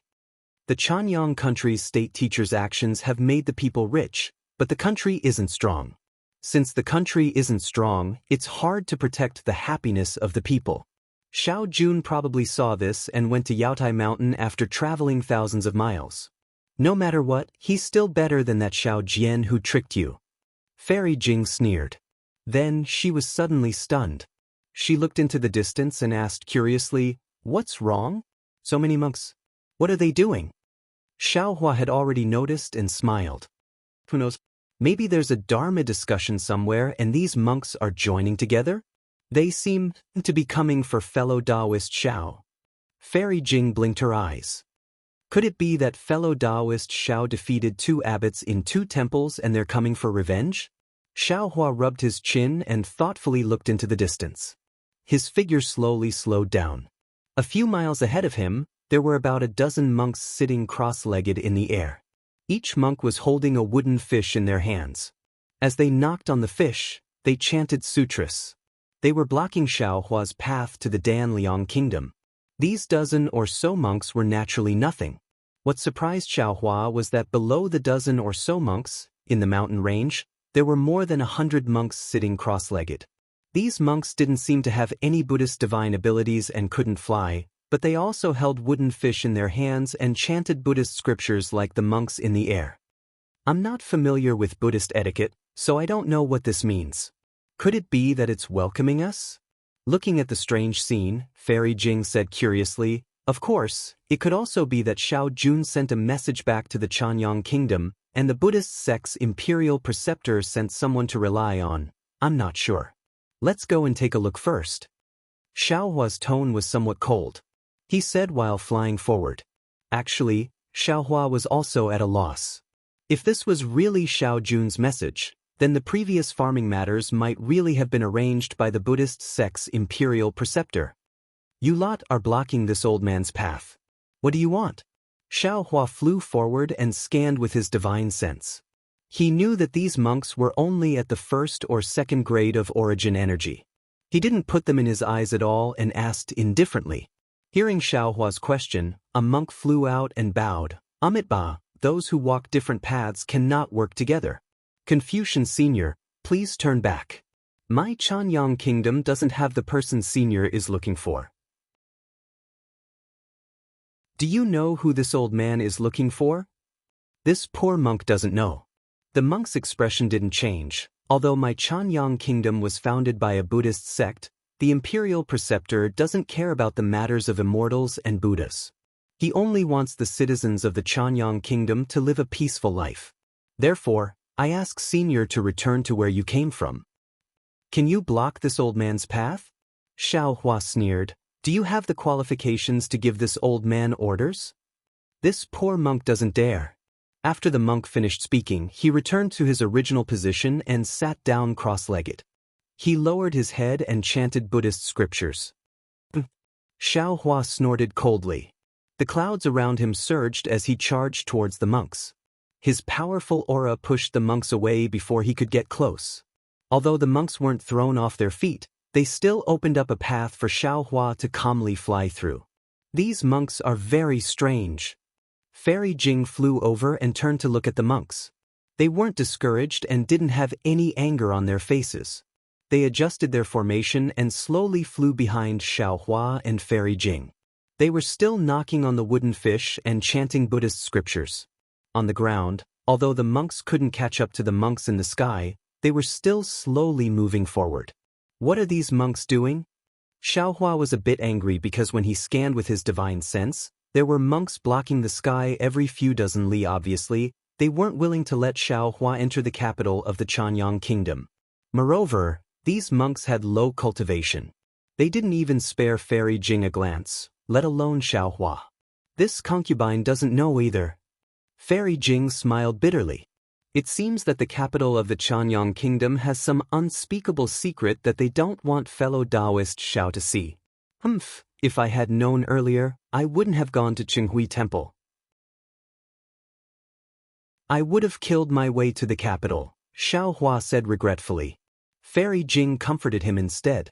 Fellow Taoist, don't think too much. If you went there directly, I'm afraid you would have seen everything. Now that fellow Taoist is pressuring them step by step, they're giving themselves away. If I think about it carefully, Xiaohua narrowed his eyes. Apart from Xiao Jun and Gigi, who else knows that the 2 of us came to the Chanyang kingdom? If they didn't send a message or even rush back to the Chanyang kingdom, how could these Buddhist monks stop me? Fellow Taoist, you've stayed in these 2 temples for a while. We can't rule out the possibility that they sent a message. Fairy Jing flew slowly with Xiaohua while thinking. Of course, It's also possible that they sent a message. Xiao Hua nodded. But I didn't reveal any Taoist abilities. I'm only dressed like a Confucian cultivator. How could these monks know that I'm Xiao? Besides, they're only the smallest temple in the Chanyang kingdom. How could they know the secrets of the Chanyang kingdom? Yes, fellow Taoist words are reasonable. Xiao Jun must have sent a message back. Fairy Jing thought for a while. There didn't seem to be too many possibilities, so she could only agree. Also, Xiao Hua looked at the monk blocking his way and said thoughtfully, there's also the possibility that it's a misunderstanding. Let this Xiao go and ask. With that, Xiao Hua urged his cloud to fly in front of the monk. Sure enough, when the monk saw Xiao Hua flying over, he immediately flew out and said in a somewhat silly voice, "We Buddhist disciples only want to accumulate merit in the Chanyang kingdom. We don't want to get involved in a battle between immortals and Buddhas. Senior, please turn back. There's nothing in front of us that Senior wants." "Yes, let me ask you. What is it that I'm looking for? Who is it that I'm looking for?" Xiao Hua said indifferently. "Who ordered you to come here? Has Xiao Jun already returned? This poor monk doesn't know what Senior is talking about." The monk wasn't angry. He put his palms together and said, "The sea of bitterness is boundless. Turn back and the shore is before it's too late." Xiao Hua was a bit angry and said sternly, "Fine, this old man will only ask you one thing. Has Xiao Jun already returned to the Chanyang kingdom? If the Xiao Jun you're talking about is the king of my Chanyang kingdom, then this poor monk can tell Senior where the king is if not in the dragon court." The monk said indifferently, "However, although Senior is a Confucian expert, my Chanyang kingdom is a Buddhist country. There's Buddhist light shining in the kingdom. Senior, go." Not waiting for the monk to finish speaking, Xiao Hua sneered, opened his mouth, and a mouthful of true qi rushed out, causing the monk to tumble down, and said, "This old man wants to find someone. Actually, you juniors can stop me. Call Xiao Jun out for this old man. Senior, please turn back. Please turn back." When a monk fell down, dozens of monks stood up. The monks behind the monk immediately knocked on the wooden fish and chanted something as though they were chanting scriptures. Each of them even used Buddhist divine arts. Xiao Hua was quite noisy when he heard it. It was like a swarm of flies were flying around his ears. Xiao Hua raised his hand and wanted to fling it out. However, after thinking about it, he didn't want to waste time with these little monks. He activated the clouds around him and rushed over again. Just like before, he flew away easily. Hee. It was rare for Fairy Jing to see Xiao Hua so impatient. She pursed her lips and chased after him. Where is Xiao Jun? Not long after, another group of monks appeared. Their cultivation had clearly increased. Xiao Hua didn't say anything and immediately shouted, "Hurry up and tell him to come see me." Amitba.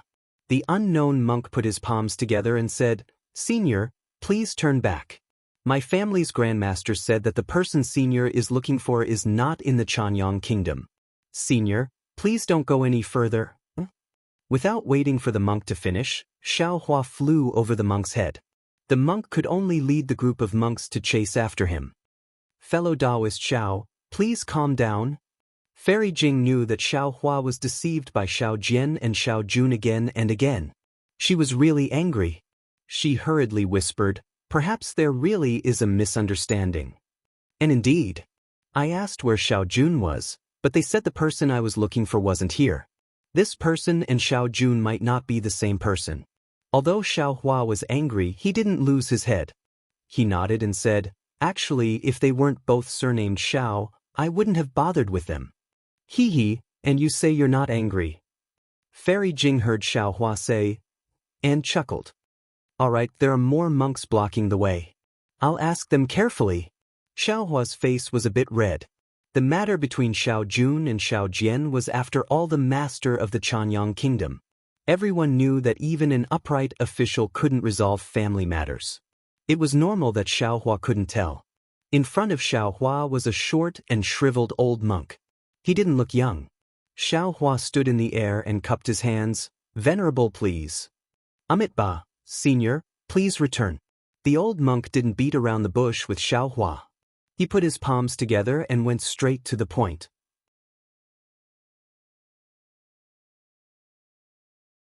Chapter 3686. Xiaohua's body swayed in the air. Fortunately, Xiaohua's personality was good. If it was someone else, they would have already attacked. Xiaohua took a deep breath and asked, I know you don't want me to go to the Chanyang kingdom because the person I'm looking for isn't there. But the problem is this person Xiao Jun? I'm only looking for Xiao Jun to ask him some questions. I don't want his life. What are you afraid of? Besides, I've already seen Xiao Jun on Yaodai Mountain. Even if I had any ill intentions, I wouldn't have attacked him there. Why must I chase him all the way to the Chanyang kingdom? Or, who do you think I'm looking for? Amitba, I don't know. The old monk said he didn't know anything. Senior, please turn back. Then, Xiaohua took another breath and asked, Is Xiao Jun in the Chanyang kingdom? I don't know. The old monk answered again. Senior, please turn back. But Xiaohua opened his mouth and a green light shot out. It instantly approached the old monk's forehead. It was a flying sword light that touched the old monk's withered skin. Unfortunately, the old monk didn't even blink. He said in a low voice, Amitba, I know I'm not Senior's match. If Senior wants to kill me, then do as you wish. Buddha is merciful. I'll let Senior do as you wish. You're crazy. Why would I kill someone for no reason? Xiaohua was so angry that he had nowhere to vent. He snorted and ignored the old monk. His figure rushed into the air and flew away. Seeing Fairy Jing chase after him, Xiaohua smiled bitterly. This Buddhist disciple is good at everything, but he's stubborn. He knows he's not my match, but he still wants to stop me. Oh, right, he asked but didn't answer. Even now, I don't know why they're doing this. Or maybe they don't know at all. Fairy Jing said with a smile. Things are getting more and more interesting. I feel that it's the Buddhist sect's imperial preceptor who has nothing to do with Xiao Jun. That's right. The problem is that the Buddhist sect's imperial preceptor stopped me because he didn't want me to find someone. This person? I really can't think of anyone. That's right, Xiaohua wasn't from the hidden immortal continent. He didn't know many people and didn't know many things. Although there were a lot of books about the hidden immortal continent in the space, Xiaohua didn't have the heart to look at those things that weren't useful for cultivation after he obtained the Confucian scroll from the Copper Pillar State Academy. Therefore, he didn't even know about the mysterious yellow list, which was something that Taoist cultivators should know about. Fairy Jing hesitantly said, Actually, this imperial teacher is trying to hide something. He's definitely trying to hide 300 taels of silver here. Xiaohua sneered, What kind of state teacher can this kind of person be? This time, even if this Xiao doesn't dare to be interested in their so-called secrets, then I can congratulate them now. They have successfully piqued my interest. Fairy Jing, are you interested in accompanying me to take a look? Fairy Jing's words had a double meaning. You're the one with the greatest responsibility in the world, and I'm the one accompanying you. All right. Xiaohua said with a smile, We won't waste time with these little monks. Let's go directly to the capital city. It was extremely simple for two cultivators of 4th or 5th grade essence force to break away from these monks. Fairy Jing didn't use any divine ability. The auspicious cloud under Xiaohua's body grew several times larger. He brought Fairy Jing past the group of monks and arrived at the capital city of the Danliang state in just an hour. Naturally, when they were still very far away from the capital city, several faint Buddhist senses swept out from the capital city. However, these Buddhist senses were very indifferent. After discovering Xiaohua and Fairy Jing, they didn't stop and immediately returned, as if they were just checking whether they had arrived or not. Xiaohua sensed the Buddhist senses and immediately determined the cultivation of the owner of the Buddhist senses. He coldly said, You're just a little monk of 4th grade essence force. You actually dare to block this old man's path. Fairy Jing was now very familiar with Xiaohua. She said self-deprecatingly, AI, that's right. I'm only at 4th grade essence force. This cultivation is really too difficult. Fairy Jing will definitely be able to divide your attention in the future. Oh, you'll definitely be able to astral projection. Right now, you're just accumulating, Xiaohua said with a smile. Astral projection? Astral projection. I'm both looking forward to it and afraid. Fairy Jing's face revealed an indescribable expression. Let's just leave it to fate. Oh? Xiaohua naturally knew the difficulty of advancing to 5th grade essence force. However, he still pretended to be curious and asked. However, before Fairy Jing could answer, 2 figures flew out from the direction of the Danliang State's capital city. They stepped on a thin layer of Buddhist light and flew in front of Xiaohua and Fairy Jing. And they're finally out, Xiaohua muttered. His figures stopped in midair. Fairy Jing also urged her auspicious cloud to fly a distance away. This poor monk Jingyi greets fellow Immortal Xiao. The monk in front was thin and tall. He wore a shabby monk's robe. His exposed hands and arms were extremely thin. He was simply skin and bones without a trace of flesh. Looking at his head, it was also like a skeleton. There were many wrinkles that looked like they were carved by a knife. Hearing this, Xiaohua narrowed his eyes and said coldly, "Fellow Immortal Xiao? It seems like Great Master Jingyi already knows this Xiao's name. I presume you also know this Xiao's intentions?" A monk at the side coldly snorted. He waved the shabby monk staff in his hand. "We have already let so many disciples block you. We don't want to shed all pretense of cordiality with you. Since someone wants to force us to our deaths, then don't blame this poor monk for being impolite." "Shut your mouth." Although Jingyi was angry, his tone was still indifferent. "You are a Buddhist disciple. How can you be so competitive like ordinary people? It is also fate that fellow Immortal Xiao came to my Danliang state. I'm afraid this is Buddha's test for us." After speaking, Jingyi turned to Xiaohua and said, "Fellow Immortal Xiao, the person you are looking for is really not in the Danliang state. Please return." Xiaohua smiled and asked with interest, "Let's not talk about who this Xiao is looking for. This Xiao wants to ask you. Monks don't lie. Are you speaking the truth?" Jingyi indifferently replied, "That's right. This poor monk is not lying. I will not deceive fellow Immortal. Since the person this Xiao is looking for is not in the Danliang state, you can just let this Xiao come to the capital city. Why block this Xiao on the way?" Xiaohua asked directly.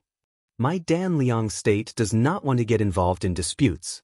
Jingyi replied, "If fellow Immortal Xiao comes to the Danliang state, there will be chaos in the future.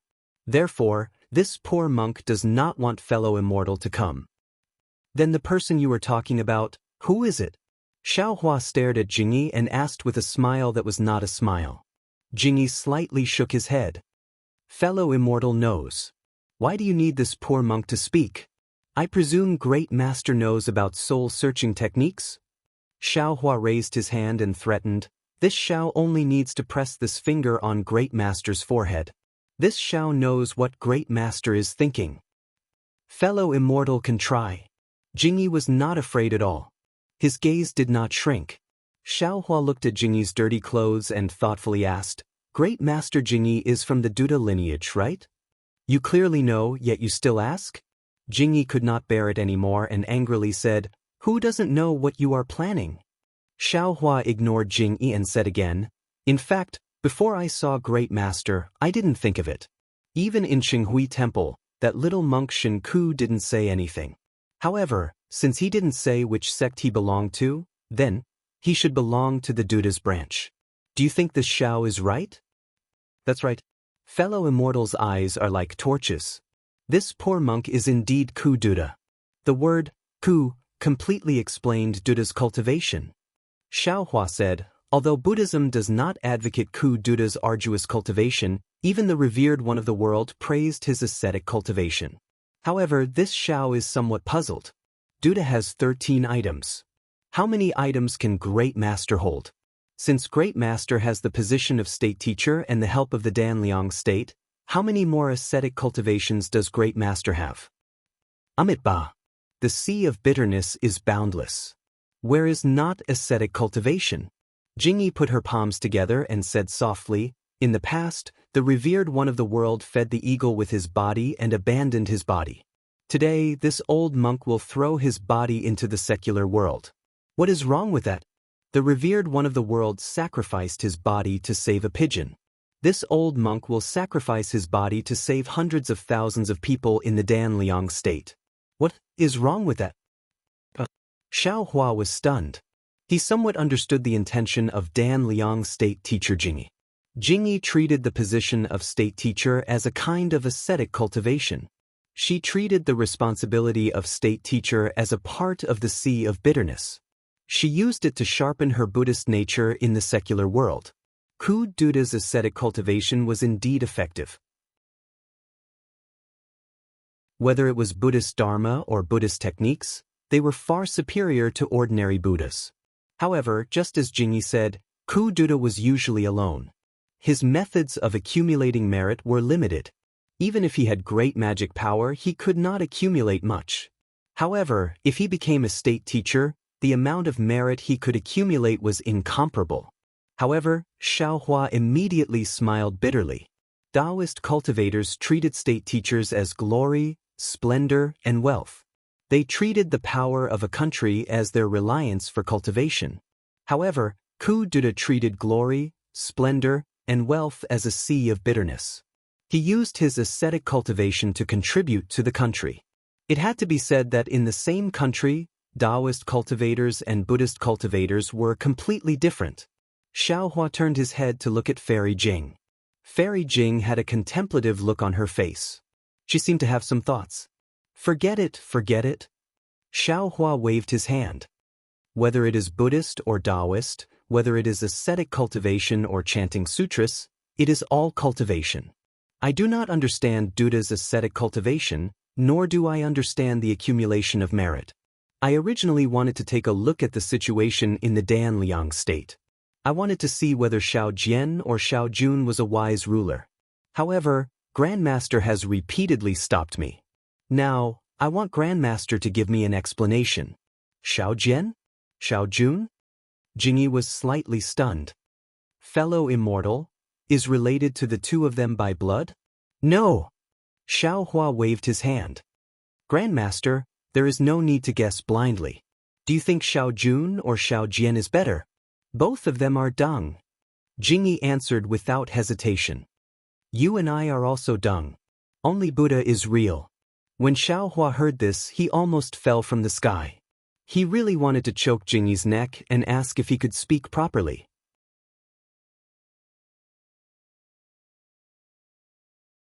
Chapter 3687. All right, Great Master, tell me, who do you not want me to see? This person is definitely not Xiao Jun. Xiao Hua went straight to the point. No. Who is it? This person is the person that fellow Immortal Xiao is looking for, but in reality, he is not the person in fellow Immortal Xiao's heart. Furthermore, this old monk does not lie. That person is really not in the single Liang kingdom. Jingyi spoke in riddles again. Wu. Hearing a huge gust of wind, Jingyi and Jinko suddenly felt as if the space around them had solidified. Not only were they unable to move, even breathing became difficult. Jinko turned pale with fright. The Buddhist staff in his hand trembled and Buddhist light shone brightly. Unfortunately, before his telekinesis could reach the Buddhist staff, he saw Xiao Hua suddenly stretch out his hand and grab Jingyi's neck. He said fiercely, "Little monk, can you speak properly? Who exactly is this person?" Jingyi did not resist and allowed Xiao Hua to grab his neck. He said with a hoarse voice, "This old monk cannot say and does not want to say. If this old monk says, 'I'm afraid,' fellow Immortal Xiao will not be able to leave the single Liang kingdom. I'm also afraid that the single Liang kingdom will no longer exist." Who is so powerful? Xiao Hua was shocked and asked. Sigh. A soft sigh like a spring breeze brushed past Xiao Hua's spiritual will hammer. A Buddhist will that was even more indifferent than Xiao Hua's Buddhist will swept over from the distant mountain. A voice that was louder than a golden bell rang in Xiao Hua's ears. "If you are looking for this old monk, then come over." Martial ancestor. Jingyi escaped from Xiao Hua's hand and immediately knelt in midair. Tears flowed down his face. How can you show yourself? You know that this is a trap. Ksitigarbha Bodhisattva said, "If I don't enter hell, who will?" The voice sighed, but there was no resentment or hatred in the voice. Even though the voice was loud, Xiaohua felt comfortable listening to it. Since Buddha wants this old monk to die, how can this old monk not die? I don't know how many years it will take to get rid of this skin. Now is the time. Martial ancestor. Jianghu also knelt, but as his tears flowed, he looked at Xiaohua with resentment. Damn it, he's at least in the embryo formation realm. Xiaohua was truly shocked. He never would have thought that in the hidden Immortal continent, in this Danliang country, there was actually a hidden 7th grade elemental energy. Buddhist expert. I think. Xiaohua bitterly smiled. I'm afraid things are different from what Grandmaster thinks. There must be a mistake. Of course, Xiaohua already knew that he had made a mistake. Furthermore, from the looks of it, this misunderstanding was extremely serious. It was actually related to the life and death of this 7th level origin power expert. Since he had already forced the other party out, how could a mere misunderstanding be resolved? Moreover, Xiaohua immediately understood why clean clothes and those ordinary monks had blocked him. Not only did they not want him to find this Buddhist expert, they also did not want him to lose his life. Fellow Immortal Xiao, please. Jingyi stood up. Her expression returned to normal as she raised her hand. Fairy Jing smiled and said, Master Clean Clothes, we must have misunderstood. The master is meditating, so we won't disturb him. As she spoke, she gave Xiaohua a meaningful glance, hinting for him to flee.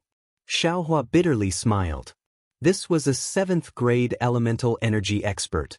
He had never encountered something like this before.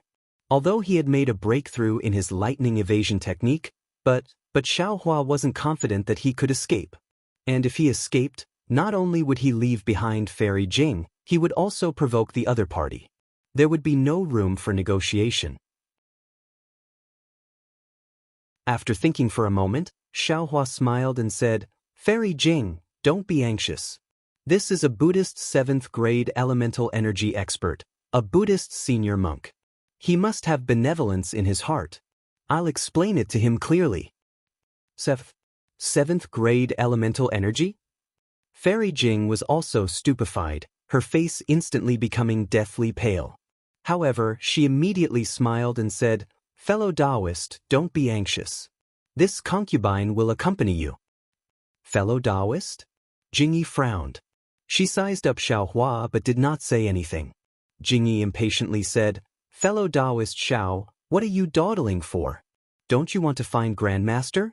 Grandmaster agreed to meet you. Why are you still not leaving? All right, this little monk will lead the way. Although Xiaohua's heart was pounding, he still believed in his intuition. The benevolence in this old monk's words would not lie. Jingyi still sneered. He urged his Buddhist light to fly towards the distant mountain peak.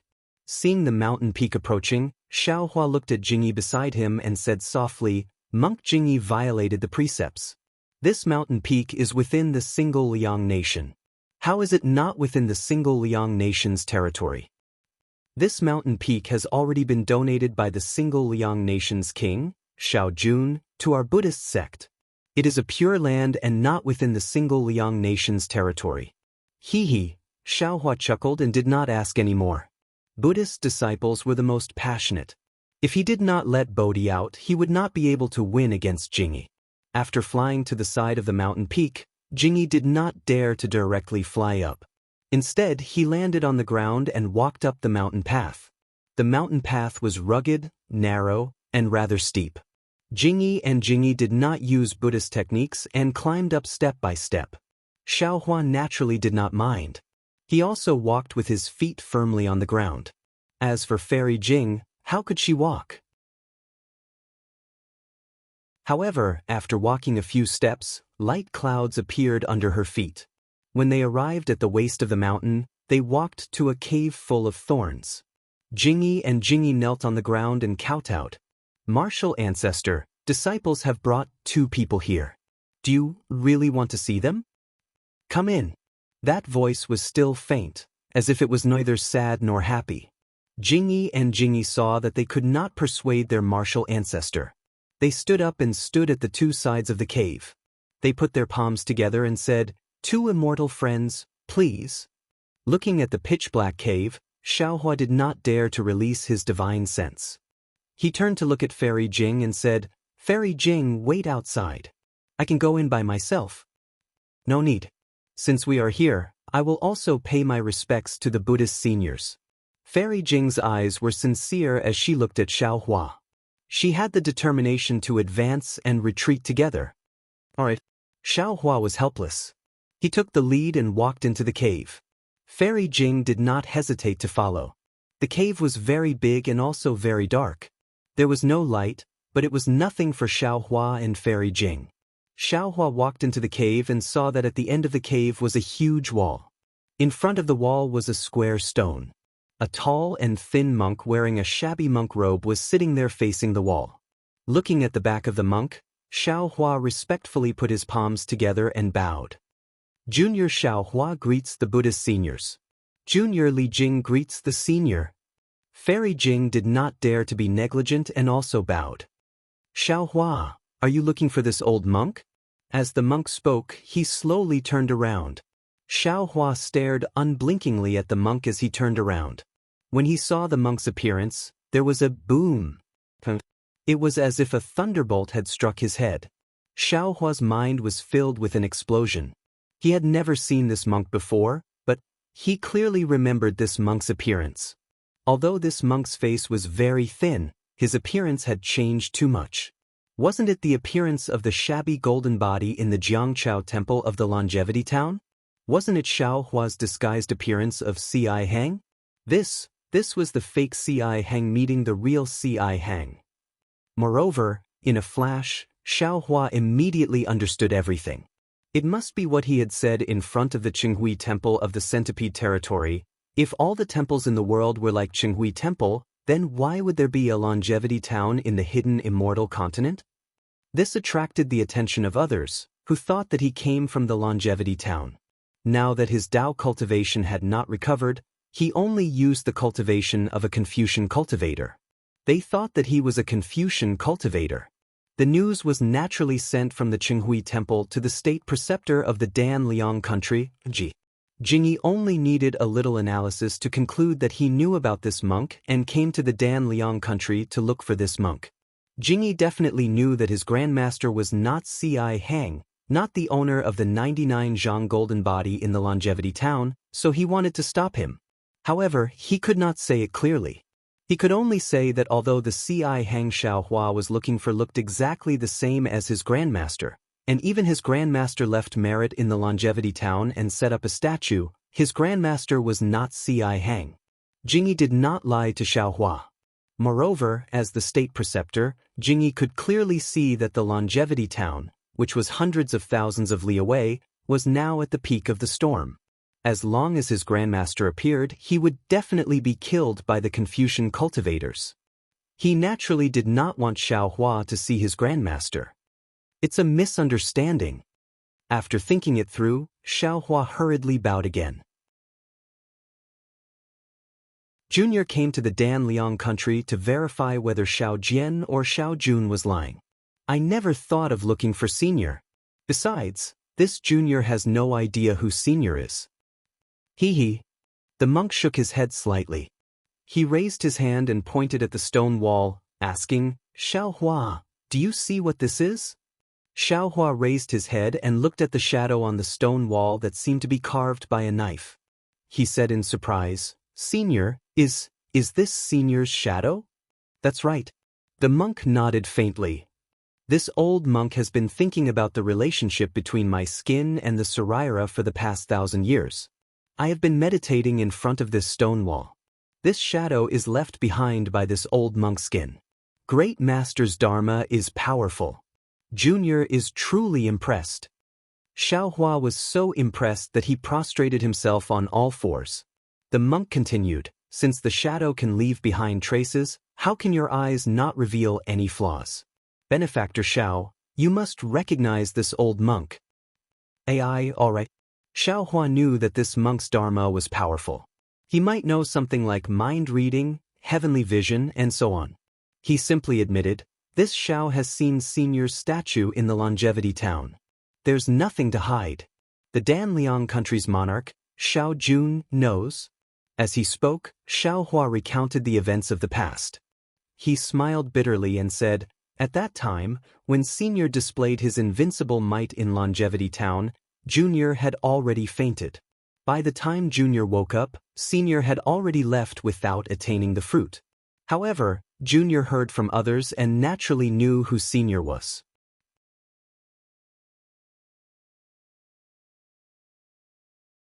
Chapter 3688.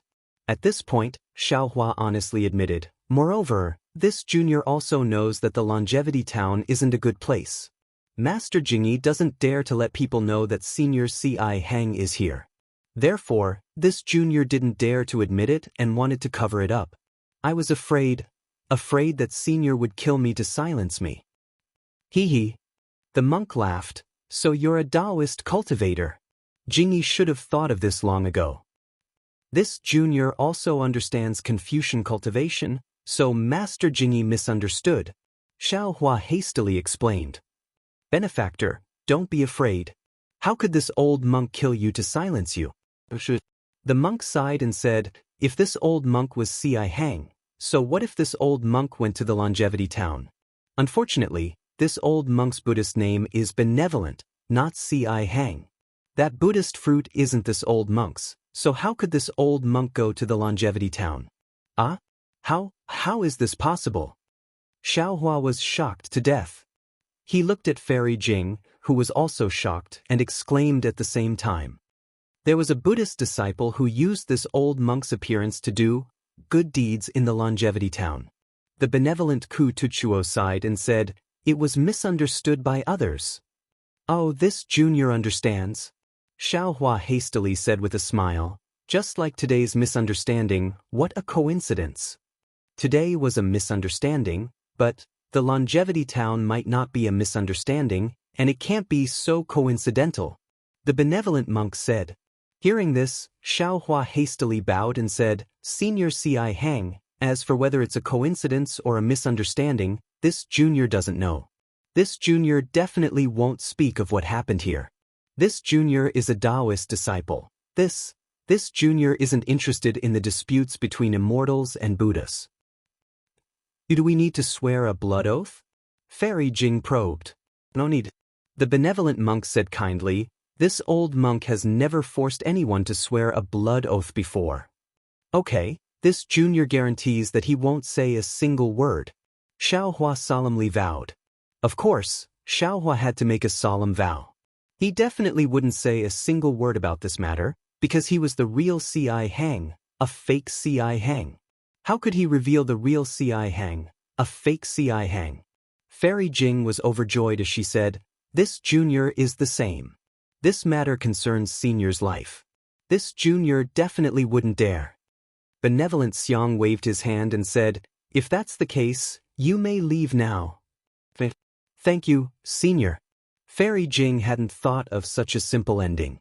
She bowed, looked at Xiao Hua, and prepared to leave. But Xiao Hua's starry eyes flashed with a strange expression. He looked at the knife-like marks on the stone wall and said in a low voice, "Senior, you said that you've been in this cave for 1,000 years, and you've always been thinking about the relationship between the skin and the saraira. I wonder if you've learned anything? Can you tell me?" "Oh, Benefactor Xiao also knows about Buddhism?" C.I. Xiang was a little surprised and asked curiously. Xiao Hua had a humble expression on his face. This Junior has been curious since young. Regardless of whether it is the Taoist sect, the Confucian sect, or the Buddhist sect, I have some understanding of them. Since Senior has some insights, this Junior is also secretly delighted. I hope to hear it. All right. A smile appeared on C.I. Xiang's face as he said, "Jingyi, Jinko, wait for the two of you to come in." Xiao Hua and C.I. Xiang's words weren't hidden from Jingyi and Jinko. The two of them heard clearly from outside, and their faces were already red. When they heard the call, they thought it was C.I. Xiang scolding. They hurriedly came in and knelt on the ground. This disciple was careless and caused such trouble. "Grandmaster, please punish me." Unexpectedly, Ci Xiang didn't answer and instead said, "My Buddha has said that the corporeal body is a skin on the outside, easily decaying. Inside, the Saraira is a spirit, immortal for 10,000 years." When Jingyi and Jinko heard this, how could they not know that Ci Xiang was lecturing?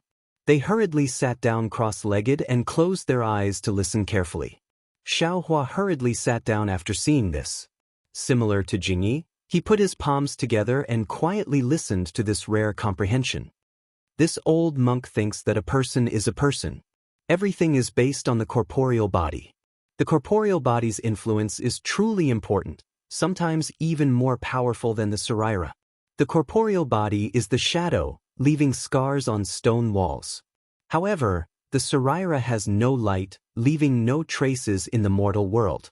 The Saraira can't leave the corporeal body, and it can't be nourished without the corporeal body. Ci Xiang's words drifted in the cave. Those who were fated to hear it were intoxicated, while those who weren't fated to hear it were irritated. Fairy Jing sat for a moment and saw the joy on Xiaohua's face. It was even more pronounced than Jingyi and Jinko's frown. She was delighted. She knew that she didn't understand this, so she quietly flew up from the ground and landed outside the cave. She also sat down cross-legged and comprehended Xiaohua's teachings in her heart. She stood guard for the 4 people at the side. Time flew by, and 81 days had passed since Ci Xiang's words. On this day, just as Fairy Jing comprehended the beauty of it, an indescribable smile appeared on her face. The magic power around her quietly surged, and layers of multicolored light began to ripple under her snow-like skin. Suddenly, she heard a thunderclap in the pitch-black cave.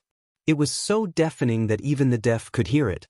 However, Fairy Jing still didn't frown, because this sound was very strange.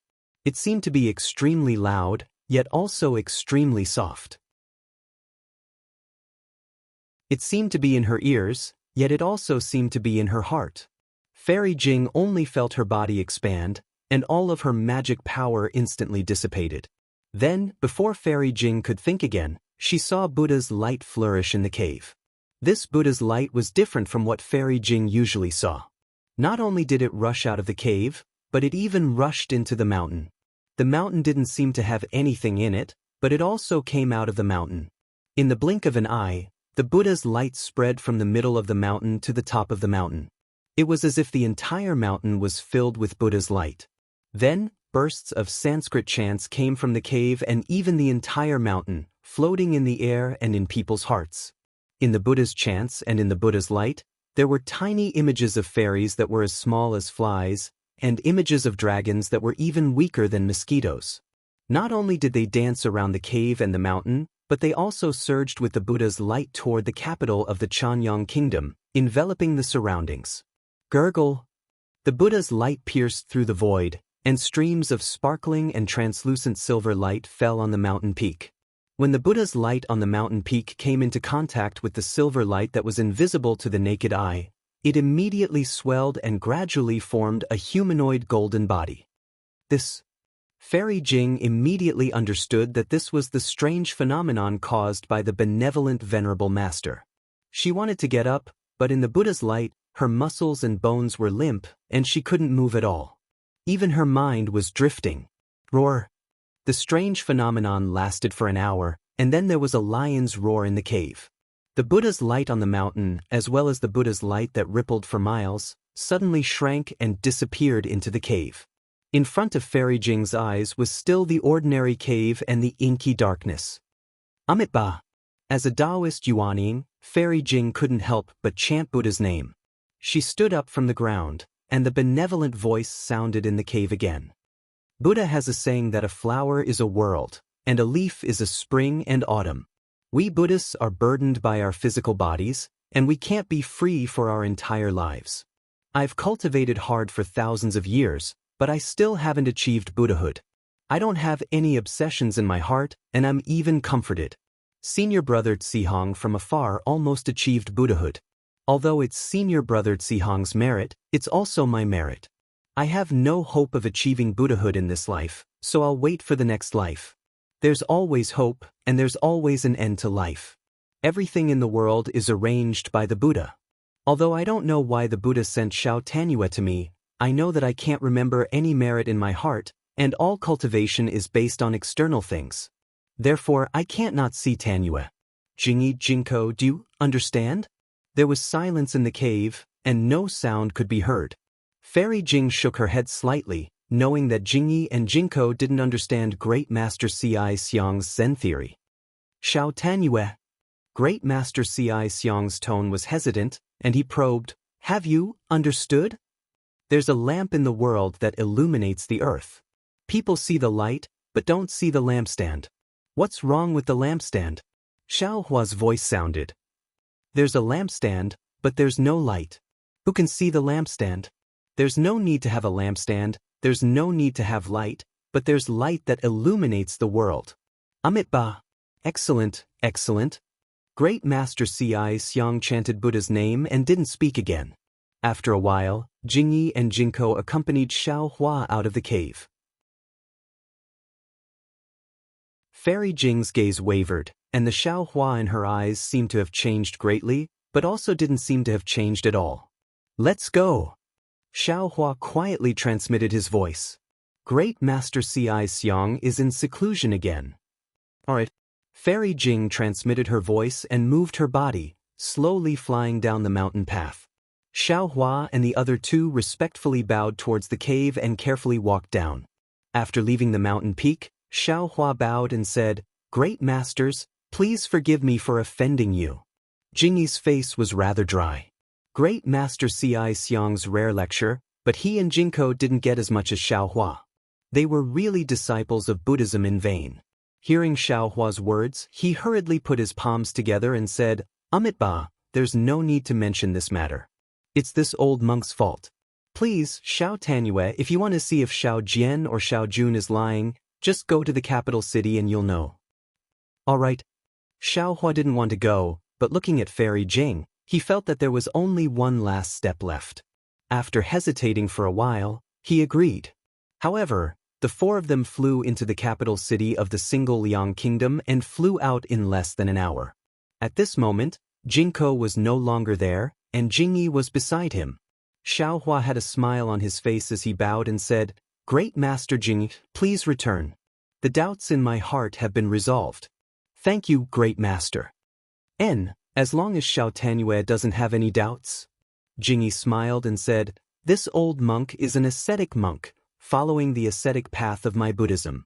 It's rare for Xiao Jun to be able to participate in the daily practice, which surprised this old monk. That's right.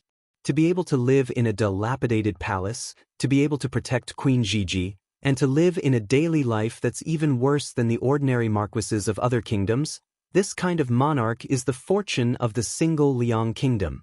Xiao Hua nodded and then took out a huge Qianquan bag from his sleeve and handed it to Jingyi. He said with a smile, This Xiao has disturbed your kingdom and also listened to Great Master Ci Xiang's lecture. This is this Xiao's sincerity, please accept it.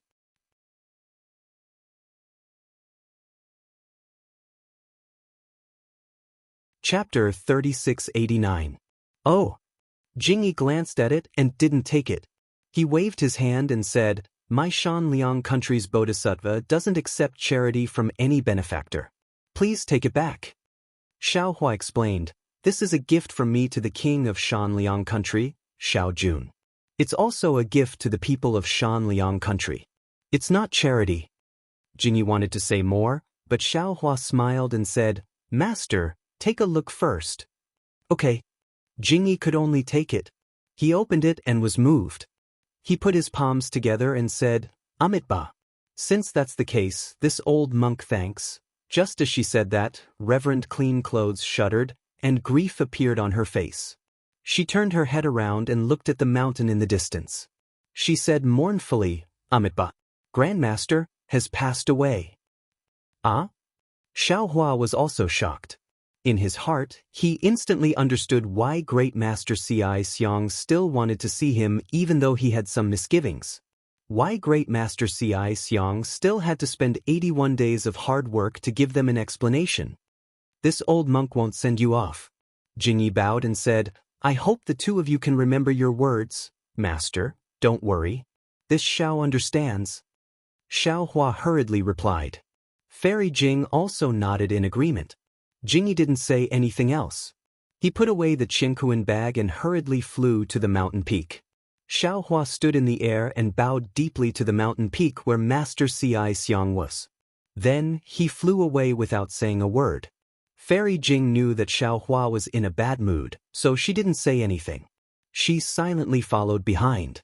The two flew for half a day. Xiao Hua suddenly stopped and looked around. He asked curiously, "Where are we flying to?" "How would this concubine know?"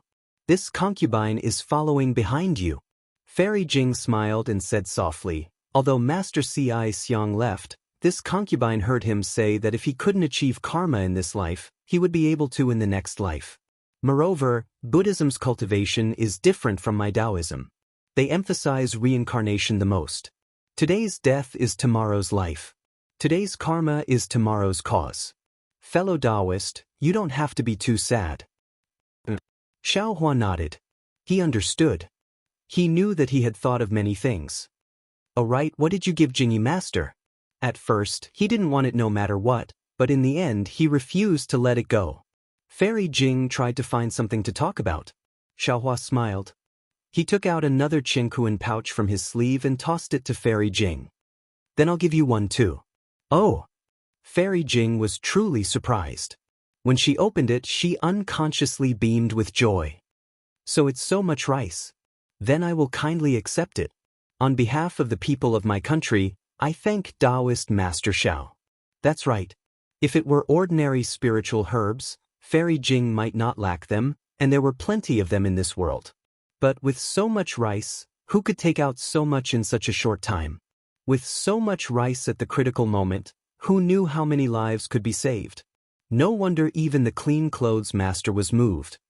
"Let's go." Xiao Hua waved his hand, and the Pegasus and flying chariot rushed out of the space. He said, "Let's return to Black Wind Ridge. This Xiao wants to see how Xiao Jian will face the Xiao."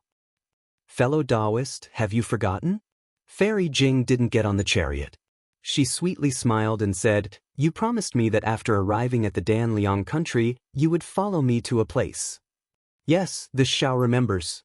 But when this Xiao was discussing with Xue Ping about going to the secret area, didn't you also say so? Xiao Hua was somewhat confused. "I thought you were going to that place with me." Fairy Jing rolled her eyes at Xiao Hua. "Xue Ping asked for my opinion. No matter what, he is still a junior. How can this Xiao Hua not answer? Just because this Xiao Hua gave advice doesn't mean this Xiao Hua has to go." Hee, this Xiao Hua thought that the things inside moved Fairy Jing's heart. Xiao Hua giggled. Unexpectedly, Fairy Jing didn't laugh. Instead, she solemnly reminded him, "Fellow Taoist Xiao, my Tao sect has many ruins on the hidden Immortal continent. Those that are easy to find or not too dangerous have all been found by fellow Taoists. The ruins that have been found today are all left behind from the ancient times. The restrictions inside are very powerful, and the methods are also unimaginable. Although fellow Taoist Zhao's strength is outstanding, if you face the restrictions left behind by the ancient Almighty, you may not be able to gain any advantage. Moreover, according to what this Xiao Hua knows, fellow Taoist Zhao's accumulation is very deep. Now is the time to comprehend and go into seclusion. This kind of dangerous matter is mostly done by people who are unable to break through bottlenecks. Fellow Taoist Xiao is not suitable." "Then what about Fairy Jing?" Xiao Hua giggled as he looked at Fairy Jing. "Don't be so mischievous." Fairy Jing was somewhat embarrassed and angry. "I'm telling the truth. My cultivation is different from others. Although I do need some ancient items, ordinary things, I can solve them myself." Seeing that Fairy Jing was angry, Xiao Hua hurriedly smiled and said, "Fairy Jing, please calm down. It's not that this Xiao Hua doesn't want to listen to Fairy Jing, but since this Xiao Hua has already made a promise, he still has to keep his promise. Moreover, this Xiao Hua also faintly feels that this trip to the secret area may have some gains. This Xiao Hua still has some confidence in himself." Fairy Jing helplessly waved her hand and said, "As you wish. As for whether I will go or not, wait until you go with me to that place." That place, where is it? Why is it so mysterious? Xiao Hua was somewhat puzzled and asked in a low voice. Hee, it's a secret for the time being. We'll talk about it when we get there. Fairy Jing giggled and jumped on the flying car. I'll show you the way. All right. Xiao Hua's heart was rarely peaceful. He nodded and urged the flying car to fly in a certain direction. After flying for more than a month, the weather also changed a lot. From autumn to cold wind, and then to hot. Seeing that yellow sand and barren mountains began to appear in the surroundings, Fairy Jing's always calm face had some slight fluctuations. During this month, Fairy Jing didn't close her eyes to cultivate. Instead, she chatted with Xiao Hua. She would tell him some stories about the sea, or some interesting things about her travels in the hidden Immortal continent, or some of her experiences in the Thousand Demons' sacred realm. Occasionally, Fairy Jing would ask him questions about her cultivation. Regarding cultivation, Xiao Hua naturally didn't hide anything from her. As for chatting, he generally just smiled and didn't say anything. He originally didn't come from the hidden Immortal continent. If he spoke too much, he would naturally be exposed. As for cultivation, as soon as Buddha's relic Bodhi came out of the cave where Benevolent Master was meditating, he immediately went into seclusion. It seemed that Benevolent Master's comprehension of life and death, the corporeal body, and the relic were extremely important to Bodhi.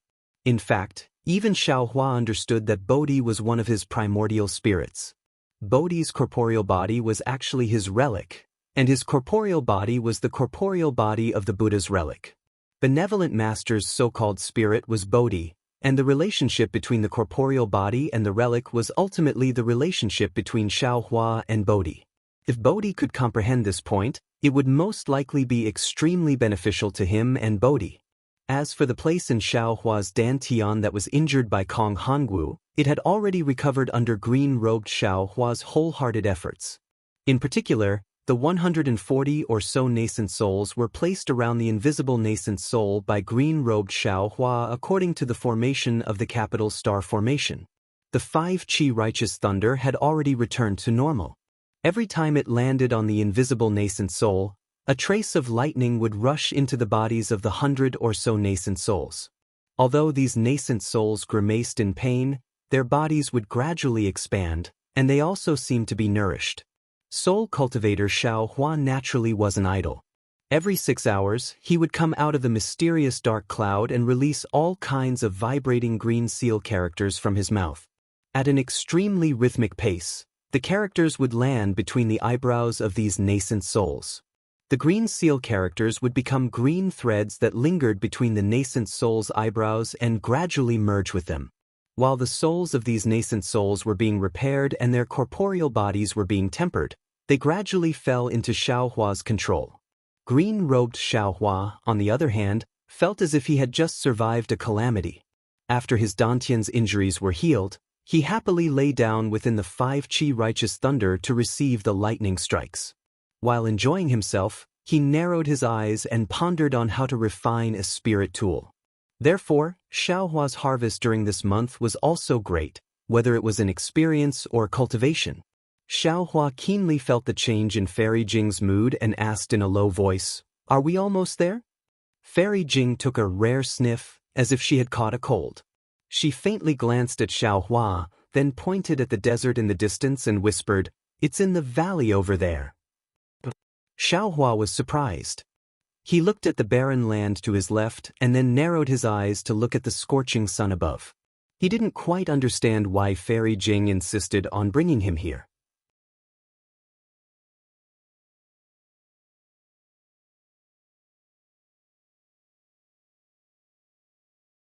Chapter 3690. Fairy Jing's story was naturally Fairy Jing's love story. It sounded very ordinary. The young Fairy Jing met a cultivator she fell in love with. Unfortunately, this cultivator was a Confucian cultivator and not a Taoist cultivator. In the beginning, the Confucian cultivator still insisted on his love and resisted the resistance from his family. Unfortunately, nothing in this world was perfect. After Fairy Jing told him about her bloodline, the Confucian cultivator was completely defeated. In his eyes, The human bloodline was incomparably noble and the bloodline of a Confucian family was incomparable. He couldn't accept that his lover had a demonic bloodline. Fairy Jing looked at the departing figure of the Confucian cultivator and collapsed on the ground. Her heart was incomparably gloomy. However, this decadence only lasted for a moment. When Fairy Jing got up, she was an incomparably strong Taoist cultivator. Moreover, her Tao heart was so firm that it was beyond ordinary. Xiaohua, do you believe in love at first sight? Fairy Jing's face, which had turned pale because of the opening of her scar, was now somewhat flushed. Xiaohua nodded. He unconsciously thought of Fairy Hongxia and even Jiuxia. I also believe in it. Fairy Jing firmly nodded. However, she immediately became a bit disappointed. However, I also know that emotions that start easily are also easily lost. Love that doesn't sharpen together won't last long. I feel that I can't compare to the love of that female cultivator in your story, your past life. I didn't have time to participate. As for your future, I don't dare to participate. I don't think. Facing Fairy Jing's confession, Xiaohua bit his lips. He didn't know how to face it and didn't know how to open his mouth. Fortunately, just when Xiaohua was feeling very awkward, whoosh! A communication talisman unexpectedly flew over, and a voice came from afar. Fellow Taoist Xiao, why are you here? Xiaohua hastily got up and said to Fairy Jing with a smile, Fairy Jing, look, this is what this Xiao was talking about before. This Xiao laughed because he saw him. Hee. Fairy Jing felt a bit regretful. After all, she didn't hear Xiaohua's reply. However, if he didn't reply, wouldn't she be more satisfied? Fairy Jing, who had reached the 4th grade of elemental energy, didn't know how she should face Xiaohua's reply. When Fairy Jing raised her head, she saw a young man in scholarly robes flying over from the distance. The young man had a pleasant smile on his face. Who else could this young man be but Fujiwen? When Fujiwen saw Xiaohua's Pegasus and flying chariot, he naturally knew that Xiaohua was on the chariot. However, he didn't rashly release his divine sense. When he flew closer, he saw that there was also a female cultivator on the flying chariot. He swept his divine sense and involuntarily cast a spell. However, he couldn't help but be shocked. This female cultivator's cultivation was actually unfathomable. How could he not know that this female cultivator was a Tao sect senior? When Fujiwen flew closer, he immediately bowed and respectfully said, Junior Fujiwen greets senior. Get up. Fairy Jing flicked her sleeves and smiled. I hope that fellow Taoist Xiao doesn't mind. You should address him as an equal. Little friend Fu, there is no need to be so polite. Hearing Fairy Jing's words, Fujiwen was even more shocked. When he first met Xiaohua, although Xiaohua displayed his invincible might and charged into the Copper Pillar Nation's Imperial Academy alone, Xiaohua's cultivation was only around the middle of the 3rd grade. It had only been a few years. How could Fujiwen believe that even Fairy Jing was inferior to him? However, Fujiwen used a spell to probe again. Just like before, he couldn't see through Xiaohua's cultivation at all. Hee little friend Fu, don't look. Even I can't see through fellow Taoist Zhao's cultivation. Fairy Jing naturally noticed Fujiwen's spell and smiled. Even an early nascent soul cultivator became his disciple. What do you think his cultivation is? Hee. Xiaohua looked at Fujiwen's shocked face and said self-deprecatingly, a few years ago, this Xiao took the initiative to ask someone to become his disciple. Someone even made excuses. Fujiwen's face suddenly turned red. Wasn't this talking about him? Senior Xiao. Fujiwen didn't dare to call Xiaohua fellow Taoist anymore. He whispered, why is Senior here? Hee, Xiaohua laughed. Come up and talk. You've seen this heavenly horse before. Oh. The heavenly horse neighed and wagged its tail intimately at Fujiwen, as if it understood Xiaohua's words. Yes, sir. Fujiwen obediently got on the flying carriage and stood respectfully at the side. You still remember Xiao Jian, right? Xiaohua knew that he would never see that unrestrained scholar in front of him again, so he asked with a smile. Fu Jiwen nodded. Junior knows. Junior's impression of him is not very good. Junior had told Senior before. Xiao Hua nodded. This old man wants to help the princess of the Jiang country establish a country. This Xiao Jian is one of the people this old man will rely on in the future. Therefore, after this old man obtained the imperial master's lot at the Jade Pavilion meeting, I came to the Dan Liang country accompanied by Fairy Jing to investigate Xiao Jian's background. Then, what was the result? Fu Jiwen looked at Xiao Hua's face, as if he had already understood something, but he still asked. What else could it be? Xiao Hua shook his head slightly. This old man is very disappointed. Oh. This matter will not affect Senior's wish to establish a Dao sect. Fu Jiwen glanced at Fairy Jing and said in a low voice. It doesn't matter. Xiao Hua laughed. This old man has already dealt with it, so there shouldn't be any mistakes. On the other hand, this old man remembers that you should be from the Yu province's Pingshan country. Why? Why did you suddenly come here? Fu Jiwen bit his lips slightly and said, Junior, used to be from the Yu province's Pingshan country, but now and in the future, I will no longer be from the Pingshan country, nor will I be a disciple of the Fu family. Xiao Hua was surprised. Could it be that you were expelled from the family? That's right. Fu Jiwen sighed deeply. Right now, this junior is cultivating in a hut not far away. For your wife? Xiao Hua also looked at Fairy Jing, hesitated for a moment, and asked in a low voice. Then, why did you build a hut here? I won't hide it from the two seniors, that's right. Fu Jiwen said with a bitter smile. Back then, I went against my father's order and swore that I would grow old with my wife, which provoked the family's anger. However, the old housekeeper always mediated, so the family didn't send down any lightning. The old housekeeper passed away last year, and this junior no longer had any protection in the family. My father gave a restriction that if I wanted to protect my wife, I would be expelled from the family, and if I wanted to stay in the family, I would have to abandon my wife. What an infatuated man! Fairy Jing praised. After thinking for a moment, she took out a magic treasure from her Qinquan bag and handed it to Fu Jiwen, saying, This is something I obtained in my early years. I'll give it to you today. Thank you, Senior.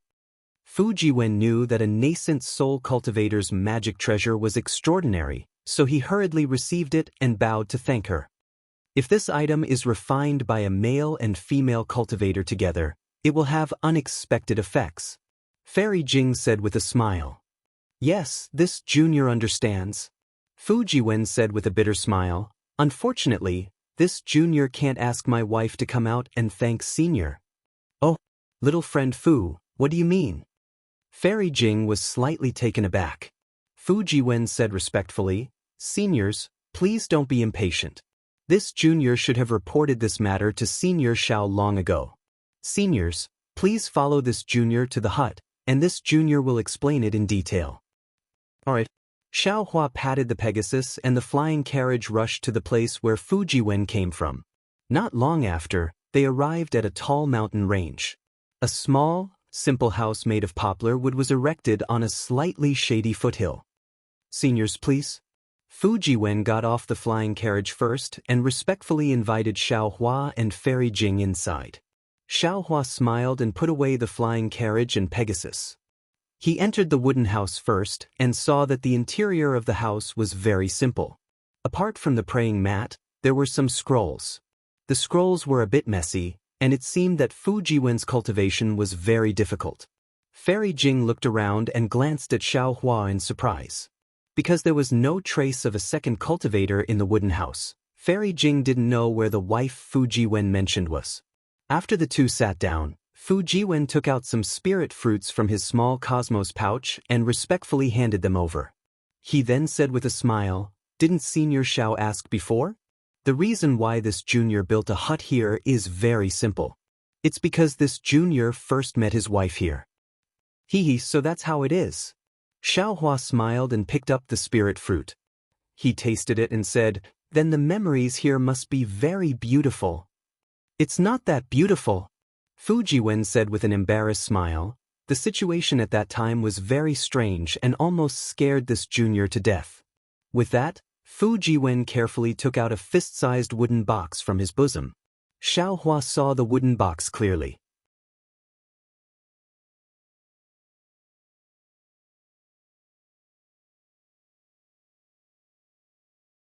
Chapter 3691. On the other hand, Fu Jiwen blinked, not understanding what Fairy Jing was talking about. He then looked at Xiao Hua and Fairy Jing in surprise and awkwardly put away the wooden box in his hand. Hearing Fairy Jing's words, Xiao Hua stared into Fu Jiwen's eyes and kindly asked, "Fu Jiwen, do you know that this is a Heaven's Punishment prison crystal?" Reporting to Senior, this junior doesn't know. Fu Jiwen honestly replied. Fairy Jing sneered, "Even if you don't know, does your family not know?" But at this point, Fairy Jing seemed to realize something and shook her head. This old one understands. As the saying goes, knowing the law and breaking the law adds 3 levels of punishment.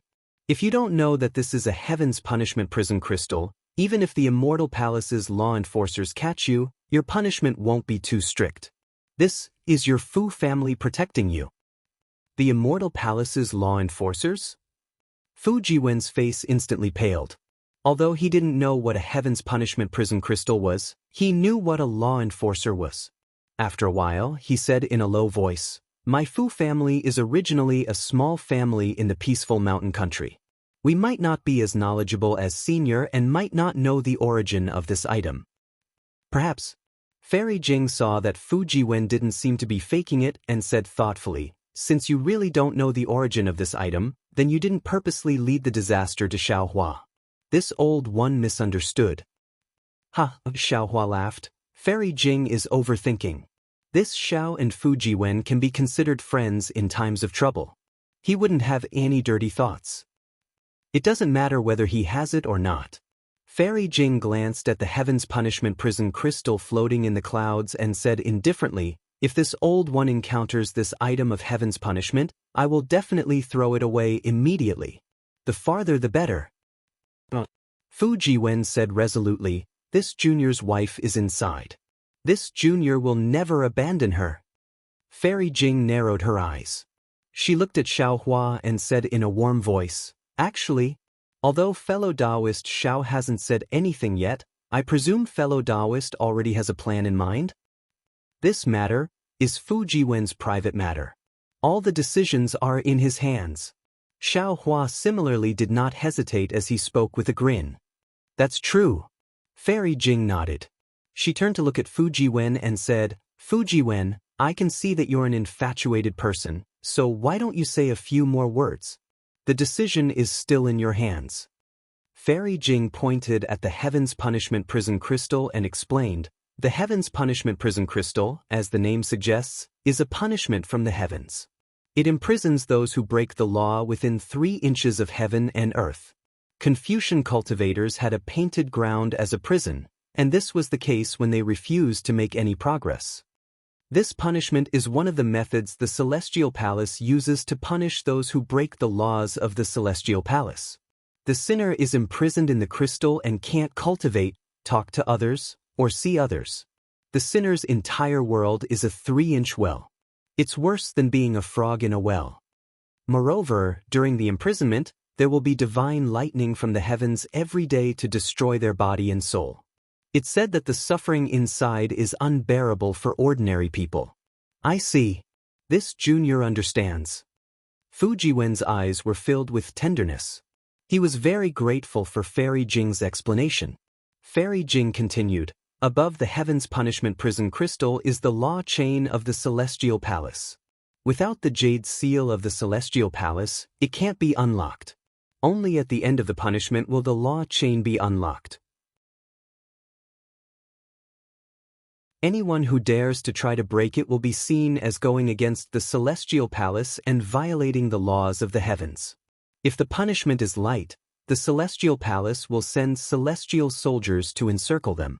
If the punishment is heavy, the Celestial Palace will send law enforcers to the lower realm to kill them." At this point, Fairy Jing paused again and looked deeply at Fu Jiwen. She said warmly, "Fu Ji, you are infatuated with your wife, but She clearly lied to you. Is using you. Yes, since Fujiwen still didn't know this was the Heaven's Punishment Prison Crystal, it meant that the sinner inside the crystal didn't tell Fujiwen the truth. The Heaven's Punishment Prison Crystal was such an important punishment that even Fairy Jing knew about it. How could the sinner not know? If she didn't tell Fujiwen, wouldn't she be pulling Fujiwen into this whirlpool? Who would have thought that when Fujiwen heard this, his eyes would be filled with deep emotions? He bowed respectfully and said, "Senior, thank you for your concern for me. Things are not as you think. My wife did not deceive me. She even asked me to throw away the Heavenly Punishment Prison Crystal. I really couldn't bear to do so. It was all my own doing." Fairy Jing was a bit confused. She also knew that this matter was a bit strange. According to what she knew, the sinner inside the Heaven's Punishment Prison Crystal couldn't communicate with the outside world. The sinner didn't even know where they were. Even if they fell into an abyss, even if they encountered a landslide and the Heaven's Punishment Prison Crystal was buried underground, the sinner inside wouldn't be able to escape. She didn't know how Fujiwen contacted the sinner inside and even called her his wife. That's strange. Tell me about it. However, Fairy Jing suddenly realized something and hurriedly waved her hand. Wait, it's better not to talk about this. Fairy Jing said to Xiao Hua, "Fellow Taoist Xiao, this matter involves the law of the Celestial Palace. It's not something that Taoist cultivators like us can come into contact with. Even a first-rate scholarly cultivator clan would probably avoid it if they were to encounter it." Hee. How could Xiao Hua, who had even killed the Hall Master of Star-Lord Hall, be afraid of this? Especially Fujiwen, who he admired a lot. Xiao Hua smiled faintly and said, "Fairy Jing, don't be afraid. Let's listen first. I'm very curious. What kind of law did the woman who made Fujiwen fall in love with her commit?" Alright. Fairy Jing knew that she couldn't persuade Xiao Hua, so she could only nod. Fujiwen carefully put the Heaven's Punishment Prison Crystal into the wooden box. Looking at the time, he hid it close to his body again. He stood there and explained the whole matter in detail. It was really a sad but beautiful story. As early as a few years ago, Fujiwen traveled to this place. Seeing that the time was late, he rested at the foot of the mountain. When night fell, the stone wall behind Fujiwen suddenly shone with extraordinary splendor. Then, a beautiful woman flew out from the mountain rock. Fujiwen was dumbfounded, and a strange ripple appeared in his heart. The woman was also very happy to see Fujiwen, and she immediately had a long talk with Fujiwen. The woman's name was Worry Cloud, and she was a mountain spirit. However, the woman was very knowledgeable and witty. Fujiwen only chatted with her for an hour, and he immediately regarded her as a celestial being. What made Fujiwen overjoyed was that the woman also had a special liking for him. Under the clear moonlight, the two of them were in love, and the heaven became the quilt and the earth became the bed. What was even more unexpected to Fujiwen was that after the spring breeze, without waiting for Fujiwen to ask anything, the woman's face immediately changed. She actually turned into a ferocious monster with a ferocious face, and wanted to devour Fujiwen's essence blood. It was also at this moment that the sound of wind and thunder resounded, and a thunderbolt struck the woman until she disappeared without a trace. Fujiwen trembled with fear and didn't dare to stay at the foot of the mountain. He used a technique to escape far away. However, after escaping, Fujiwen couldn't forget the woman for a long time. The woman's lovely appearance and elegant manner of speech had always lingered in his mind. Carefully thinking about everything that happened on that moonlit night, Fujiwen felt that something was wrong. After all, if the woman had the intention to harm him, why would she wait until the end? Not to mention the time when they first appeared, and not to mention the time when the two of them were entangled, the woman's strength seemed to far surpass Fujiwen's. If the woman wanted to devour Fujiwen, it would simply be too easy. After thinking for a long time, Fujiwen, who couldn't forget the woman, finally returned to the foot of the mountain and carefully searched for traces. Unfortunately, the foot of the mountain was desolate. Other than withered branches and mountain rocks, there were no clues at all. Even the absurdity of that night had long drifted away in the mountain wind. After searching for dozens of days and nights without any results, Fu Jiwen increasingly understood that no result was actually the best result. This meant that the woman was definitely not the mountain spirit she claimed to be, and was definitely not an evil person who wanted to devour the essence blood of others. Therefore, Fu Jiwen looked at the stone wall that the woman flew out from, and then used his magic power to drill through the stone wall. The cave behind the wooden house was what Fu Jiwen had done that day. Unfortunately, even though Fu Jiwen had dug out many passages in the stone wall, he still couldn't find the woman.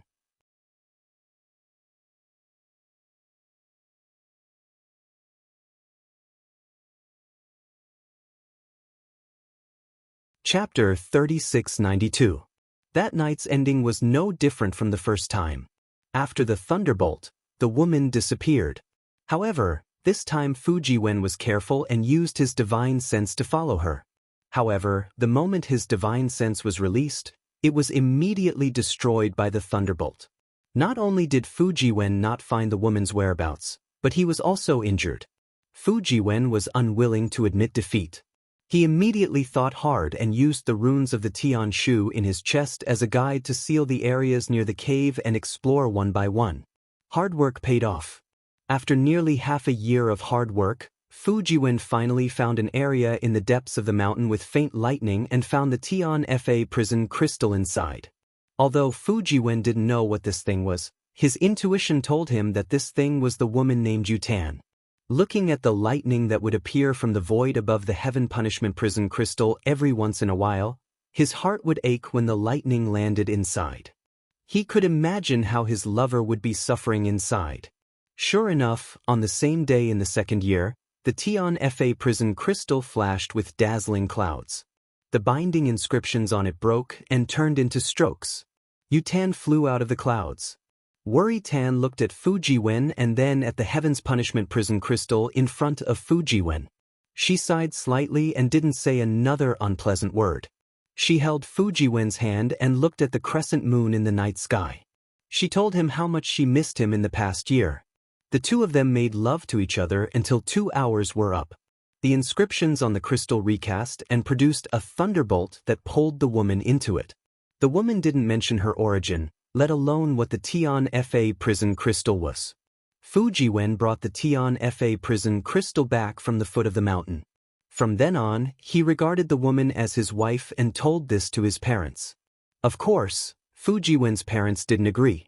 They even threatened to expel Fu Jiwen from the family and exterminate the mountain spirits. However, just as Fairy Jing had guessed, Fu Jiwen's parents didn't ask to see the Tian Fa prison crystal and the so-called mountain spirit, Yutan. Fu Jiwen didn't give in. He took Xiaorui and the old housekeeper out of the house and made a living alone. In order to help Yutan resist the sky thunder in the void, he went to Zhai Xinglu in the Bronze Pillar country, met Xiao Hua, and obtained the thunder amplification wood. I see. Fairy Jing nodded and said, It seems that this old one has wronged you and Yutan. Your relationship is truly admirable. Unfortunately, you are a cultivator of the mortal world. Your Confucian cultivation base is not high, and you have also mixed Taoist cultivation methods. It is very difficult for you to marry someone from the Immortal Palace. Not to mention that this woman has violated the laws of the Immortal Palace and is a sinner. How can you be with her? Even if you're sneaking around right now, if you're discovered by the law enforcers, you won't be able to keep your lives. I'm afraid that Yutan also knew this. That's why he decided to separate from you. He didn't want you to be implicated. Fairy Jing. Xiao Hua was a little bewildered. Didn't you say that the sinners in the Heavenly Punishment prison crystal are unable to communicate with the outside world? Why can this sorrow cloud come out for 2 hours every year? I can't answer fellow Taoist Zhao's question. Fairy Jing shook her head. I've only heard rumors and don't know the truth. There might be 2 possibilities. Xiao Hua nodded and said, The first possibility is that the Heavenly Punishment prison crystal has been in there for too long. The engraved law chains inside have already lost some of their effectiveness. That's why Miss Yutan can come out for 2 hours every year. Hee, this possibility isn't big, Fairy Jing said with a smile.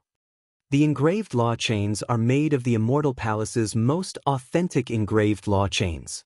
They can absorb the awe-inspiring qi from the heavenly lightning. No matter how long it has been, it can still bind the sinners. Then it's the second possibility, Xiao Hua said with a smile. The engraved law chains of the heavenly punishment prison crystal have been tampered with. Every once in a while, it has to be unlocked for 2 hours to let Miss Yutan come out for a breath of fresh air. And under this possibility, Fairy Jing nodded. Then Miss Yutan's identity is rather interesting. Indeed. Xiao Hua looked at Fujiwen. That Miss Yutan is most likely a member of the Immortal Palace's inner family. She has committed a great crime. Although there is the punishment of the Immortal Palace, there is still someone who can reach out and block some of it for her. Inner family? Impossible, Fairy Jing said with a smile. How could the Empress bloodline be so carelessly left in the hidden Immortal continent? I'm afraid she has some relationship with the inner family, a female official, or a side branch of the Empress. However, judging from this woman's scheming, it's more likely that she's a female official. Scheming? Xiao Hua was slightly taken aback. Soon after, he understood a little. Disregarding everything else, this woman had been with Fujiwen for so many years without revealing any of her background. It was impossible for an ordinary woman to do that. It doesn't matter who she is. Fujiwen didn't care. He smiled and said, since this junior believes that she is my wife, this junior will stay with her for a lifetime. A lifetime? That's your lifetime? Fairy Jing sneered. Even if you turn into a skeleton, that woman will still live well. Unless you can cultivate to the 9th grade of essence energy. To be able to have such a wife, this junior is already satisfied. Fujiwen seemed to have steeled his heart. He turned a deaf ear to Fairy Jing's reminder. Forget it. Either way, it's your own matter. Xiaohua smiled. You can decide for yourself. 2 seniors came at the right time. In a dozen or so days, Worry Tan will come out. If 2 seniors are willing, this junior would like to invite seniors to see her. Fujiwen thought for a moment and asked with an earnest expression, aside from the old housekeeper, no one has seen her yet. No need. Fairy Jing refused very simply. This old one has other matters to attend to with fellow Taoist Xiao. Xiao Hua faced Fujiwen's earnest gaze and said to Fairy Jing, since we're already here, why don't you wait for a few more days? Fairy Jing didn't know which heartstring had been touched. She shook her head and said, this concubine doesn't want to get involved in this kind of trouble. Of course, if fellow Taoist Xiao wants to stay, this concubine will go there myself. Fairy Jing got up and walked out of the wooden house. Xiao Hua frowned. He felt that Fairy Jing's appearance today was different from before. He nodded to Fujiwen and followed her out. Fairy Jing stood in front of the mountain and looked at the golden desert in the distance.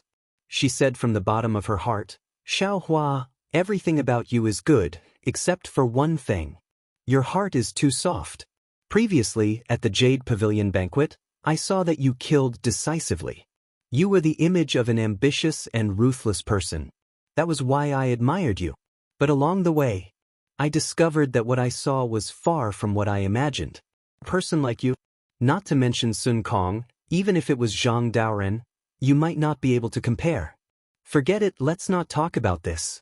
If you don't want to go, I won't force you. From today onwards, you and I will go our separate ways and be strangers. Oh, before I leave, I'll give you a word of advice. The Immortal Palace. The reason it's called the Immortal Palace is because it's the representative of Confucian cultivators for millions or even tens of millions of years. It's far from what our declining Taoist sects can compare to. Xiao Hua frowned and said with a bitter smile, Fairy Jing, how long is the journey from where you want to go? 2 days. Fairy Jing's expression didn't change as she faintly replied. How about this? Xiao Hua thought for a moment and said, I can't be someone who doesn't keep his word. I'll accompany Fairy Jing to that place first and then come back. Actually, since we're already here, whether you go or not, it doesn't matter. Fairy Jing's misty eyes became even more hazy. Let's go. Xiao Hua said to Fu Jiwen in the wooden house and then flew into the air. Fairy Jing didn't say anything. She didn't wait for Fu Jiwen to fly out of the wooden house and flew away. One day later, in the depths of the desert, a strange mountain stood out in the dusk. The mountain was oval in shape and split in the middle. There was a dangerous path leading from the yellow sand to the top of the mountain. At this moment, aside from Fairy Jing and Xiao Hua who flew to the mountain and stood in the air, there was a man and woman who were struggling to climb the only path. Seeing Fairy Jing stop, Xiao Hua was a bit puzzled. The man and woman weren't cultivators, but they were quite agile and had a foundation in climbing. They should be using a light body cultivation technique. Even so, the almost straight-up mountain path was too difficult for the two of them. Although the two of them did not help each other at the beginning of the climb, when they were halfway up the mountain, the woman was surrounded by danger several times, and the man beside her could not help but lend a helping hand. In the end, when the man was in danger, the woman risked her life to save him.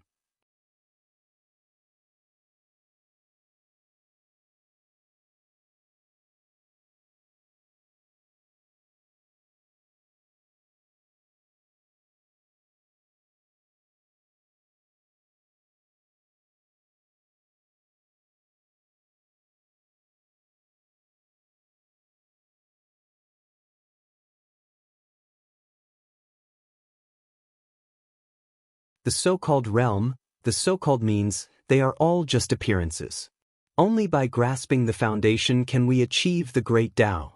Green-robed Xiao Hua also spoke from his lower dantian. Good. Xiao Hua clapped his hands and opened his mouth. The Imperial Star Spike and Imperial Shield flew out. He said with a smile, "To be honest, I already don't want to refine these two Imperial tools. This is because the Tao of Imperial tools of Confucianism is far inferior to the Tao of Taoist magic tools. It has already deviated from the foundation of Confucianism. Immortal friend, you should still slowly refine them." Xiao Hua waved his hand and said, "It's currently a chaotic world. You and I can't cultivate peacefully. One more life-saving means is one more opportunity to explore the essence of cultivation." Xiao Hua agreed and sucked the two imperial tools into his mouth. Green-robed fellow Taoist. Xiao Hua said with a smile, "Presumably, you also understand. The so-called life origin magic treasure is to separate a part of the primordial spirit and refine it into the magic treasure. Using one's own primordial spirit to drive the magic treasure is far more convenient than using one's divine sense to drive it. It's like another magic treasure controlled by oneself. This way, although cultivators can't refine spirit tools, with a life origin magic treasure fused with the primordial spirit, it's possible to touch the threshold of spirit tools." Indeed. Green-robed Xiao Hua nodded. Moreover, fellow Taoist already knew that your primordial spirit can no longer be split after going through the 3 gold lightning tribulation. Presumably, you've already given up on the idea of refining a life origin magic treasure, right? No. Xiao Hua shook his head. Actually, the origin of a life origin magic treasure, other than the function that I just mentioned, has another function. Then I know. Among the Taoist magic skills, there is a primordial spirit entrustment technique. Green-robed Xiao Hua had read who knows how many ancient books and secret techniques. He naturally understood very well. A small part of the refining method of this life origin magic treasure was born from this. Yes, the primordial spirit entrustment technique is a great magic skill. It's impossible for ordinary cultivators to successfully cultivate it. Some almighty experts changed this magic skill and taught it to their own disciples, thus obtaining a life origin magic treasure. Xiao Hua said with a smile. Similarly, if a cultivator's main body dies, with only the primordial spirit in the life origin magic treasure, it's impossible to achieve the goal of primordial spirit entrustment technique. However, other methods can be thought of, such as possession, to leave a chance of survival. If that's the case, to be honest, I and the others, I'm afraid we're all fellow Taoists' life origin magic treasure. Green-robed Xiao Hua said with a sigh.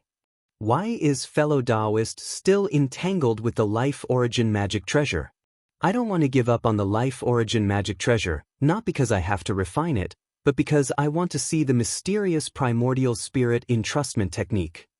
Xiaohua replied.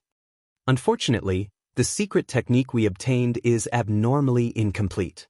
We can't see anything from it at all. Don't think about it. Fellow Taoist already has a spirit tool. In the future, when this spirit tool is complete, it may even be a spiritual treasure.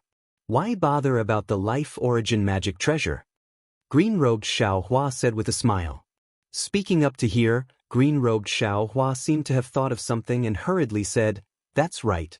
If fellow Taoist has nothing to do in the future, don't use the yin and yang dual magic treasure to block disasters. Thinking about Taoist Jianghu's cauldron, I feel a bit of heartache." "See, so that's how it is," green-robed Xiaohua said, and Xiaohua immediately understood. Although that cauldron isn't much, it contains a trace of Taoist Jianghu's primordial spirit. It can be considered half a spirit tool. This spirit tool is not a tool spirit. After the yin and yang dual magic treasure, it will certainly have spirituality. In the future, if there's a coincidence, it can be compared to a heavenly spiritual treasure. How can it be just a heavenly spiritual treasure? Green-robed Xiaohua sneered. It's also possible to advance to the Xiantian realm. Fellow Taoist, you're more prodigal than I. I'm happy, so what?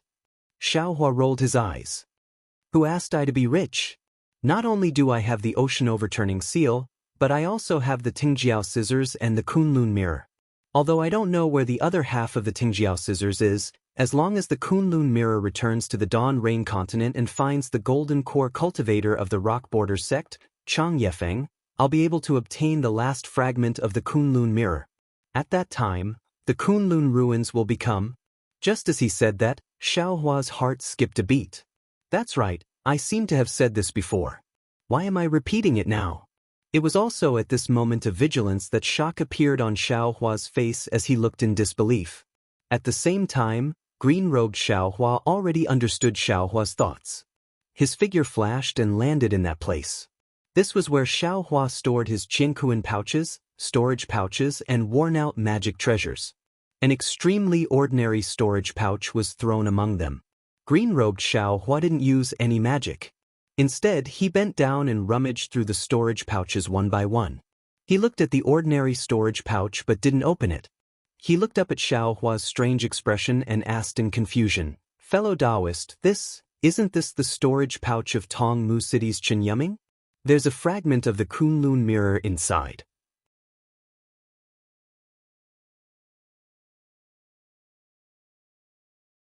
Fellow Taoist, you should watch the show from the side. When fellow Taoist makes a move, I will help fellow Taoist to kill this guy.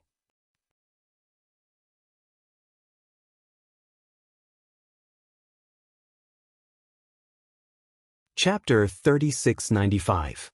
Good. Jade Archive. Xiaohua nodded. This Huodazhenren is really hateful. He is especially good at borrowing power and stirring up trouble. At the Jade Pavilion conference, he was lucky to escape by using the Confucian cultivator's formation. This time we must take his life. With that, Jade Archive Xiaohua left his body and hid to the side to observe. In the night sky, several figures flew over from the distance. However, these figures did not fly directly. Instead, they flew and stopped. Quite a few times, they even flew in other directions. Under the moonlight, the faces of 8 cultivators appeared. The one in front was Zhai Xingzi, who was wearing an emperor's robe. Next to him was Gusuqiran, who had changed into a Taoist robe. At this time, Gusuqiran had a smile in her eyes, unwilling to leave Zhai Xingzi for a moment. Although the two were not flying hand in hand, their hearts were vaguely limitless. Behind Gusuqiran was the smiling Huodazhenren, but he deliberately kept a certain distance from the two and did not disturb them. Behind Taoist Huoda were 5 mid-stage nascent soul cultivators. They all had different appearances and expressions, but all of them had respectful expressions on their faces as they carefully followed behind the 3.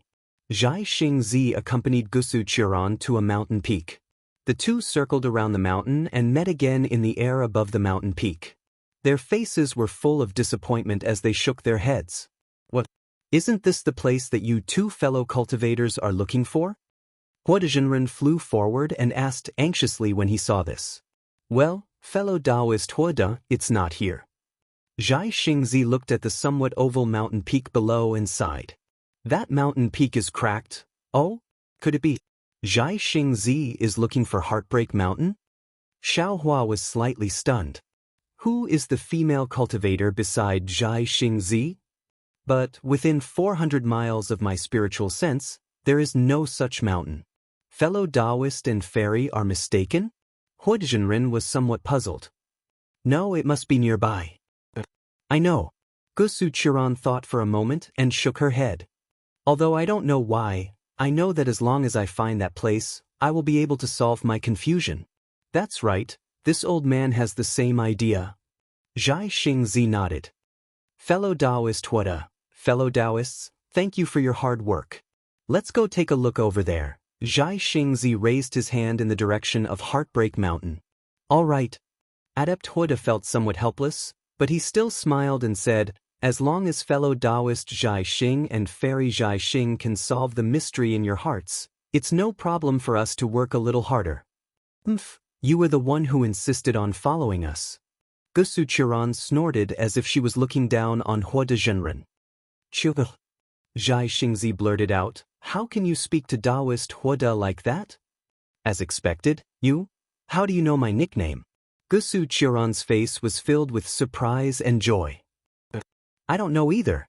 A rare look of embarrassment appeared on Zhai Xingzi's face, but his eyes were the same as Gusu Qiran's, showing surprise.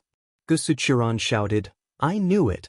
You and I must have known each other in our previous lives.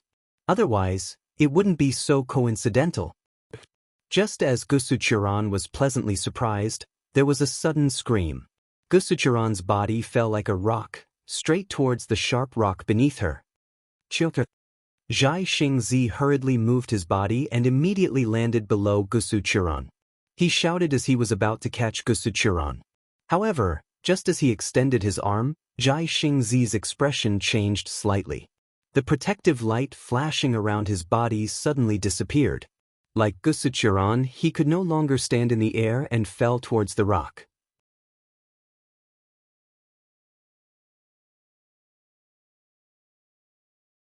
Then Huo Zhenren looked up at the 5 mid-nascent soul cultivators who had surrounded Zhai Xingzi and Gusu Qiran and said, fellow Taoists, please be the judge. This fellow Taoist appeared out of nowhere and met Zhai Xingzi alone when we returned from the Jadestage meeting. Zhai Xingzi brought her out and did not mention her origin. He only said she was Qiu Xianzi. The strangest thing is that Zhai Xingzi actually sent all the fellow Taoists away while he brought this strange Qiu Xianzi to a strange place. We have already discussed the rules that we will get after the Yaotai meeting. He has already forgotten about the rare treasures and other things that we will get. If I didn't argue with him, he would have brought the 6 of us here. Otherwise, who knows what Zhai Xingzi is up to? Zhai Xingzi looked coldly at Huo Zhenren and did not speak. There was no sign of surrender in his eyes. If I didn't bring you fellow Taoists to follow behind them, how would we have discovered that this so-called Qiu Xianzi is not a Taoist cultivator? Perhaps she knows the simple spells of our Taoism, or perhaps she has our Taoism's mental cultivation method, but this old man can see clearly that she is a genuine Confucian cultivator. Huo Zhenren did not hesitate to reveal Gusu Qiran's background. Since we know that Qiu Xianzi is a Confucian cultivator, then, fellow Taoists, can you think about it more? We just took the pure yang ancestor from Jadestage Mountain and Qiu Xianzi appeared. What does this mean? Think about it, what else can it mean? It means that Zhai Xingzi is not the Zhai Xingzi we trusted before. He is in cahoots with Confucian cultivators. And this Qiu Xianzi, if I'm not wrong, she should be someone from Jadestage Mountain's Star Lord Palace. This so-called pure yang ancestor must be Star Lord Palace's bait. Zhai Xingzi wants to return the treasure we risked our lives for to Star Lord Palace through Qiu Xianzi. Damn Jin Yuda, you yourself are Kong Hongwu's subordinate Star General. You unexpectedly slander others, falsely accuse the star plucking? The matter involved the star plucking. Gusu Qiran could not help but be furious, cursing. Qiu Xianzi is truly incredible. How do you know that I am Kong Hongwu's Star General? Hua Dezhenren asked thoughtfully, if you are not from Star-Lord Palace, how do you know? Since you are not from Star-Lord Palace, are you not slandering me? However, Hua Dezhenren only said this. He then said to the 5 middle-stage nascent soul cultivators, you didn't believe me before, not daring to help me kill the lackeys of Confucian cultivators. Do you understand now? Jin Yuda? Gusuchiran bit her lip, her eyes flashing with anger. You are truly despicable. Of course you know who I am, but how can I not know who you are? Gusuchiran turned to the nascent soul state cultivator next to her and said, Jin Yuda was a pawn that Star-Lord Palace placed among the Dao cultivators. When I saw you all, the first person I contacted was naturally Zhai Xingzi, but the second was him. You may not have noticed Jin Yuda's expression at that time. It was very interesting. His face was ashen. But he was afraid I would expose his true face. Fine, now that things have come to this, I will make it clear to you. I am naturally from Star-Lord Palace, and I have an agreement with Jin Yuda. We can't expose each other's details. However, I really didn't expect that Jin Yuda, a little star general like you, would dare to make a move against me. Are you tired of living? AI, Lady Qiu, I don't know what you are talking about. You can make up all you want, but I've always been upright. How many cultivators on hidden immortal continents say that I'm from Star-Lord Palace? It doesn't matter whether you're there or not. Hua Dezhenren's face was full of sorrow. I believe I am worthy of heaven and earth. I believe I am worthy of my conscience. This is enough. Damn it. Gusuchiran was obviously not as good as Hua Dezhenren. She cursed and struggled with all her might. Unfortunately, no matter how she urged her true chi, it was useless. Heart-corroding bone? Suddenly, Gusuchiran understood and exclaimed, You actually got Star-Lord Palace's secret poison from Kong Hongwu? You really deserve to die.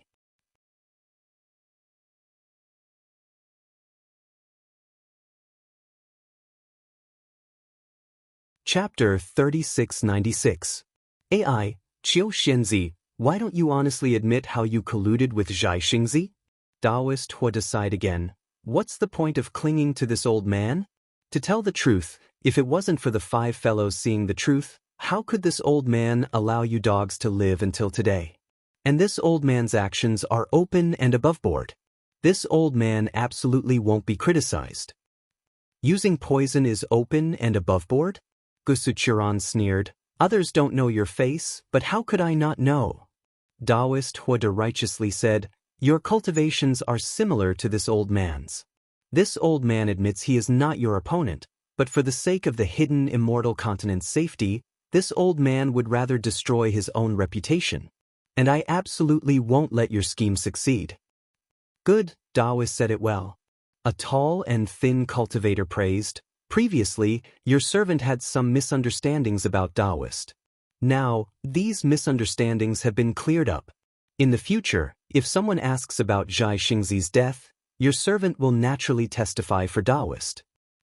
AI, Taoist Huada. Hearing this, Zhai Xingzi said, This old man truly underestimated you. I never expected your scheme to be so deep. Just now, this old man felt your goal was that supreme yang object pure yang ancestor, but now it seems you still want to take over this old man's forces one by one. Of course, Zhai Xingzi did not know that Taoist Huada's goal was not just these two. The most important thing was that he was unable to kill Xiao Hua at the Jade Pavilion gathering, so he was unable to give an explanation to Kong Hongwu. Now that he saw Star-Lord Hall's Star General Gusuchiran unexpectedly betrayed Yaodai Mountain, he naturally felt this was an absolutely great opportunity. He only needed to capture Gusuchiran and send her to Star-Lord Hall, and all his previous mistakes would be forgiven. Furthermore, with Gusuchiran rebelling and Jing Mushuan dead, would Star-Lord Hall not have even more Star-Lord positions? He was much closer to Star-Lord positions. It would be strange if he did not seize this opportunity. However, this idea, aside from the dead Kong Hongwu and Linghu Pairan who was currently guarding Star-Lord Hall, perhaps Gusuchiran herself was not clear. This was why she was especially shocked that Taoist Huode would go back on his word. Taoist Huode did not take any precautions against him. However, Huijinren laughed and said, "Zhai Xingzi, you secretly colluded with Star Lord Palace. How many disciples of Dao school have you killed in the Yaotai meeting? Just thinking about it makes my heart ache. Previously, I respected you because you were a pillar of my Dao sect. Now, I will kill you because you are a lackey of the Confucian cultivators. Your so-called goal is nothing more than smoke in this old man's ears. This old man disdains to lower himself to your level." Fellow Taoists. Zhai Xingzi looked at the 5 nascent soul cultivators. His piercing gaze made the 5 of them not dare to look straight at him. Zhai Xingzi said, "I won't say much about other things. I admit that Fairy Qiu is a Confucian cultivator. But what I want to tell you is that when we seized the pure Yang ancestor, the dragon gate that should have appeared didn't appear. At that time, the entire origin formation was about to be destroyed. It was inevitable that we would all die. But at the critical moment, a rainbow bridge appeared. It was this rainbow bridge that allowed us Taoist cultivators of the hidden immortal continent to escape. This rainbow bridge was released by Fairy Qiu. It can be said that without Fairy Qiu, all the Dao school cultivators who participated in the Yaotai meeting would have been completely wiped out. This kind of kindness, this old man does not ask you to repay it, but you can't turn hostile and bite the hand that feeds you, right?" The 5 nascent soul cultivators were obviously stunned.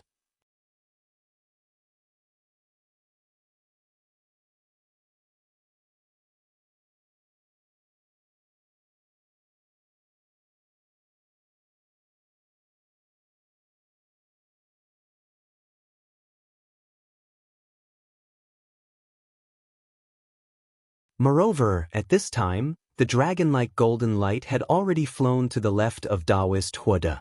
With a wave of the dragon's tail, "Kacha" sounds were heard. Taoist Huode's protective armor was immediately cut open. The golden light protecting his body was also cut into 2 under the golden light. Pooh! Following the destruction of his physical body, a 3-feet-long baby's hands were empty.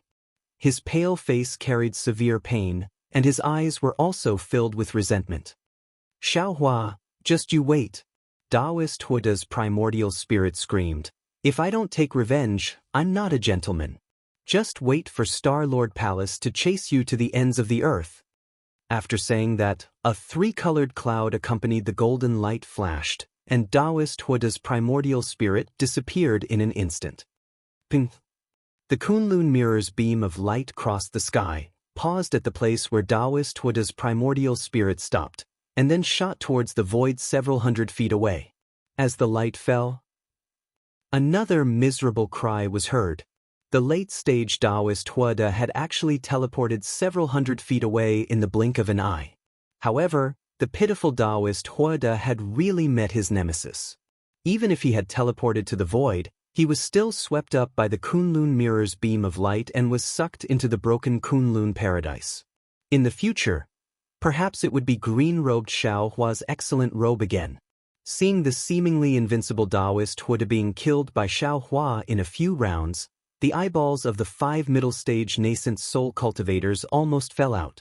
Aside from the 3 cultivators who had previously shouted out Xiaohua's name, the other 2 were pale. They stared blankly at Xiaohua destroying Taoist Huode's corpse and keeping the Qinghuan pouch. He turned his head to look at them with a smile. "Taoist Huode, please spare our lives." The 2 cultivators saw Xiaohua's gaze and suddenly woke up.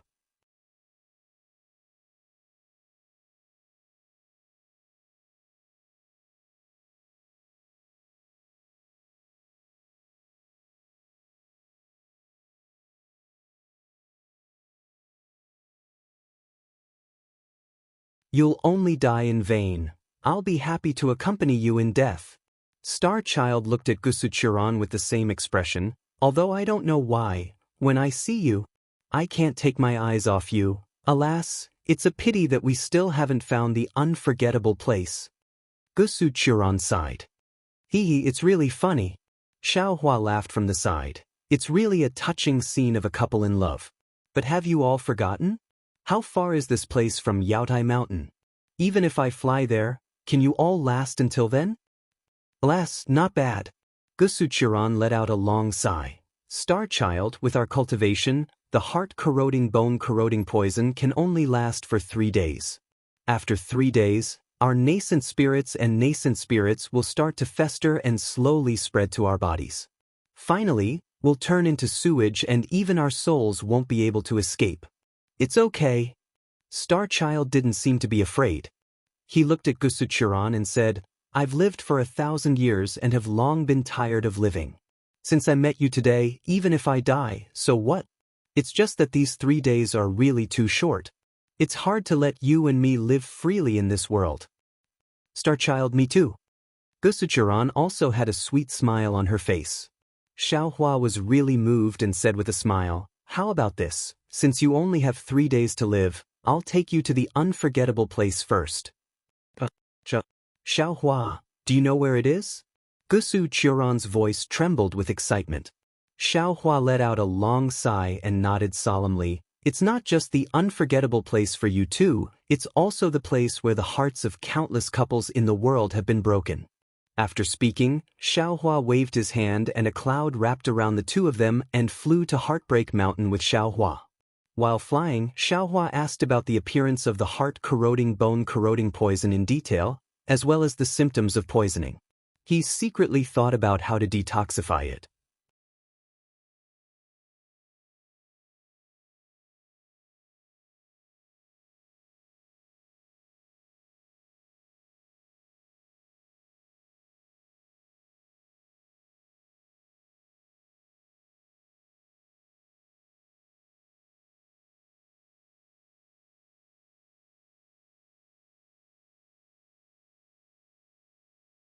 He took a look and said with a smile, Fellow Zhai Xingzi, you have a lot of private collections. It's nothing much. It's just some junk. Zhai Xingzi smiled as he watched Xiaohua take out the jade box. Xiaohua suddenly asked, That's right. Fellow Zhai Xingzi, why didn't you open it and take a look? Zhai Xingzi was startled. He smiled and said, Didn't I say earlier that I wasn't interested in the pure young ancestor? What I wanted was the Azure Abyss Dragon Saliva. However, that item was taken away by Zhang Daoran and Sun Kong, so I could only take this item. As for the other treasures on Yaotai Mountain, I wasn't interested in them. Therefore, I never opened them. At this point, Zhai Xingzi hesitated for a moment and said, Actually, I have a secret technique that I haven't been able to make any progress in. It requires the help of a treasure with the power of the stars and moon. Therefore, I wanted to use this item to exchange for a treasure with the power of the stars and moon. However, before I could say anything, I was framed by Hua Da.